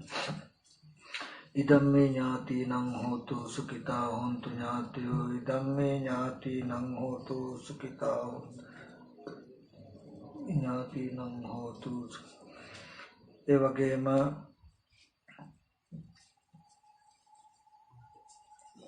මේ පින්වතුන්ට මේ වගේ කුසල ධර්ම සිද්ධ කරගන්නට වටපිටාව අවස්ථාව ලැබෙන්නේ මහා සංඝරත්නයේ සෑම කලාව සීලෝම කුසල ධර්මයන් පෙරාවුල පුඩියවුලට කශ්‍යප පුඩියවුල ඇතුළු අරණ්‍ය ශේත්‍රයේ සියලුම ස්වාමීන් වහන්සේලාට ඒ වගේ සියලුම මහා සංඝරත්නයට අපේ සියලුම සහෝදර ස්වාමීන් වහන්සේලාට සියලුම මහා සංඝරත්නය මේ පින් අනුමෝදන් වෙත්වා පින්වත් ස්වාමීන් වහන්සේලා නිදුක් නිරෝගී සුවපත් භාවයේ චිර ජීවනයේ වෙත්වා කරන කින ශාසන මාර්ග කටයුතු සියල්ල දියුණු තුන කරගන්න ශක්තිය ලැබේවා ඒ වගේම ප්‍රාර්ථනා බෝධික මුතුන් වෙනසෙත්වා කියලා පින් අනුමෝදන් කරන සාදුකේ ඒ වගේම සිව්පසෙන් අපෝපස්ථාන කරන සියලුම ධාරකාරකාදීන්ටත් සේනාසන ස්වාමීන් වහන්සේලාගේ දුක සැප හොයලා බලලා කටයුතු කරන සියලුම සාදු ජන සියලු දෙනාටත් මේ සෑම දෙනාටත් මේ පින් උතුම් වජිරාම නිර්වාණ සම්පatti සාක්ෂාත් කරගන්නට හේතු පාරමිතාවක් වේවා. ඕම වන්දනා කරගන්නට අභිවාදන සීලිස නිච්ඡං තාපචා චත්තාරෝ ධම්මා වඩ්ඩಂತಿ ආයුවන්නෝ සුඛං බලං ආයුරාෝග්‍ය සම්පatti සග්ග සම්පatti අතෝ නිබ්බාන සම්පatti විනා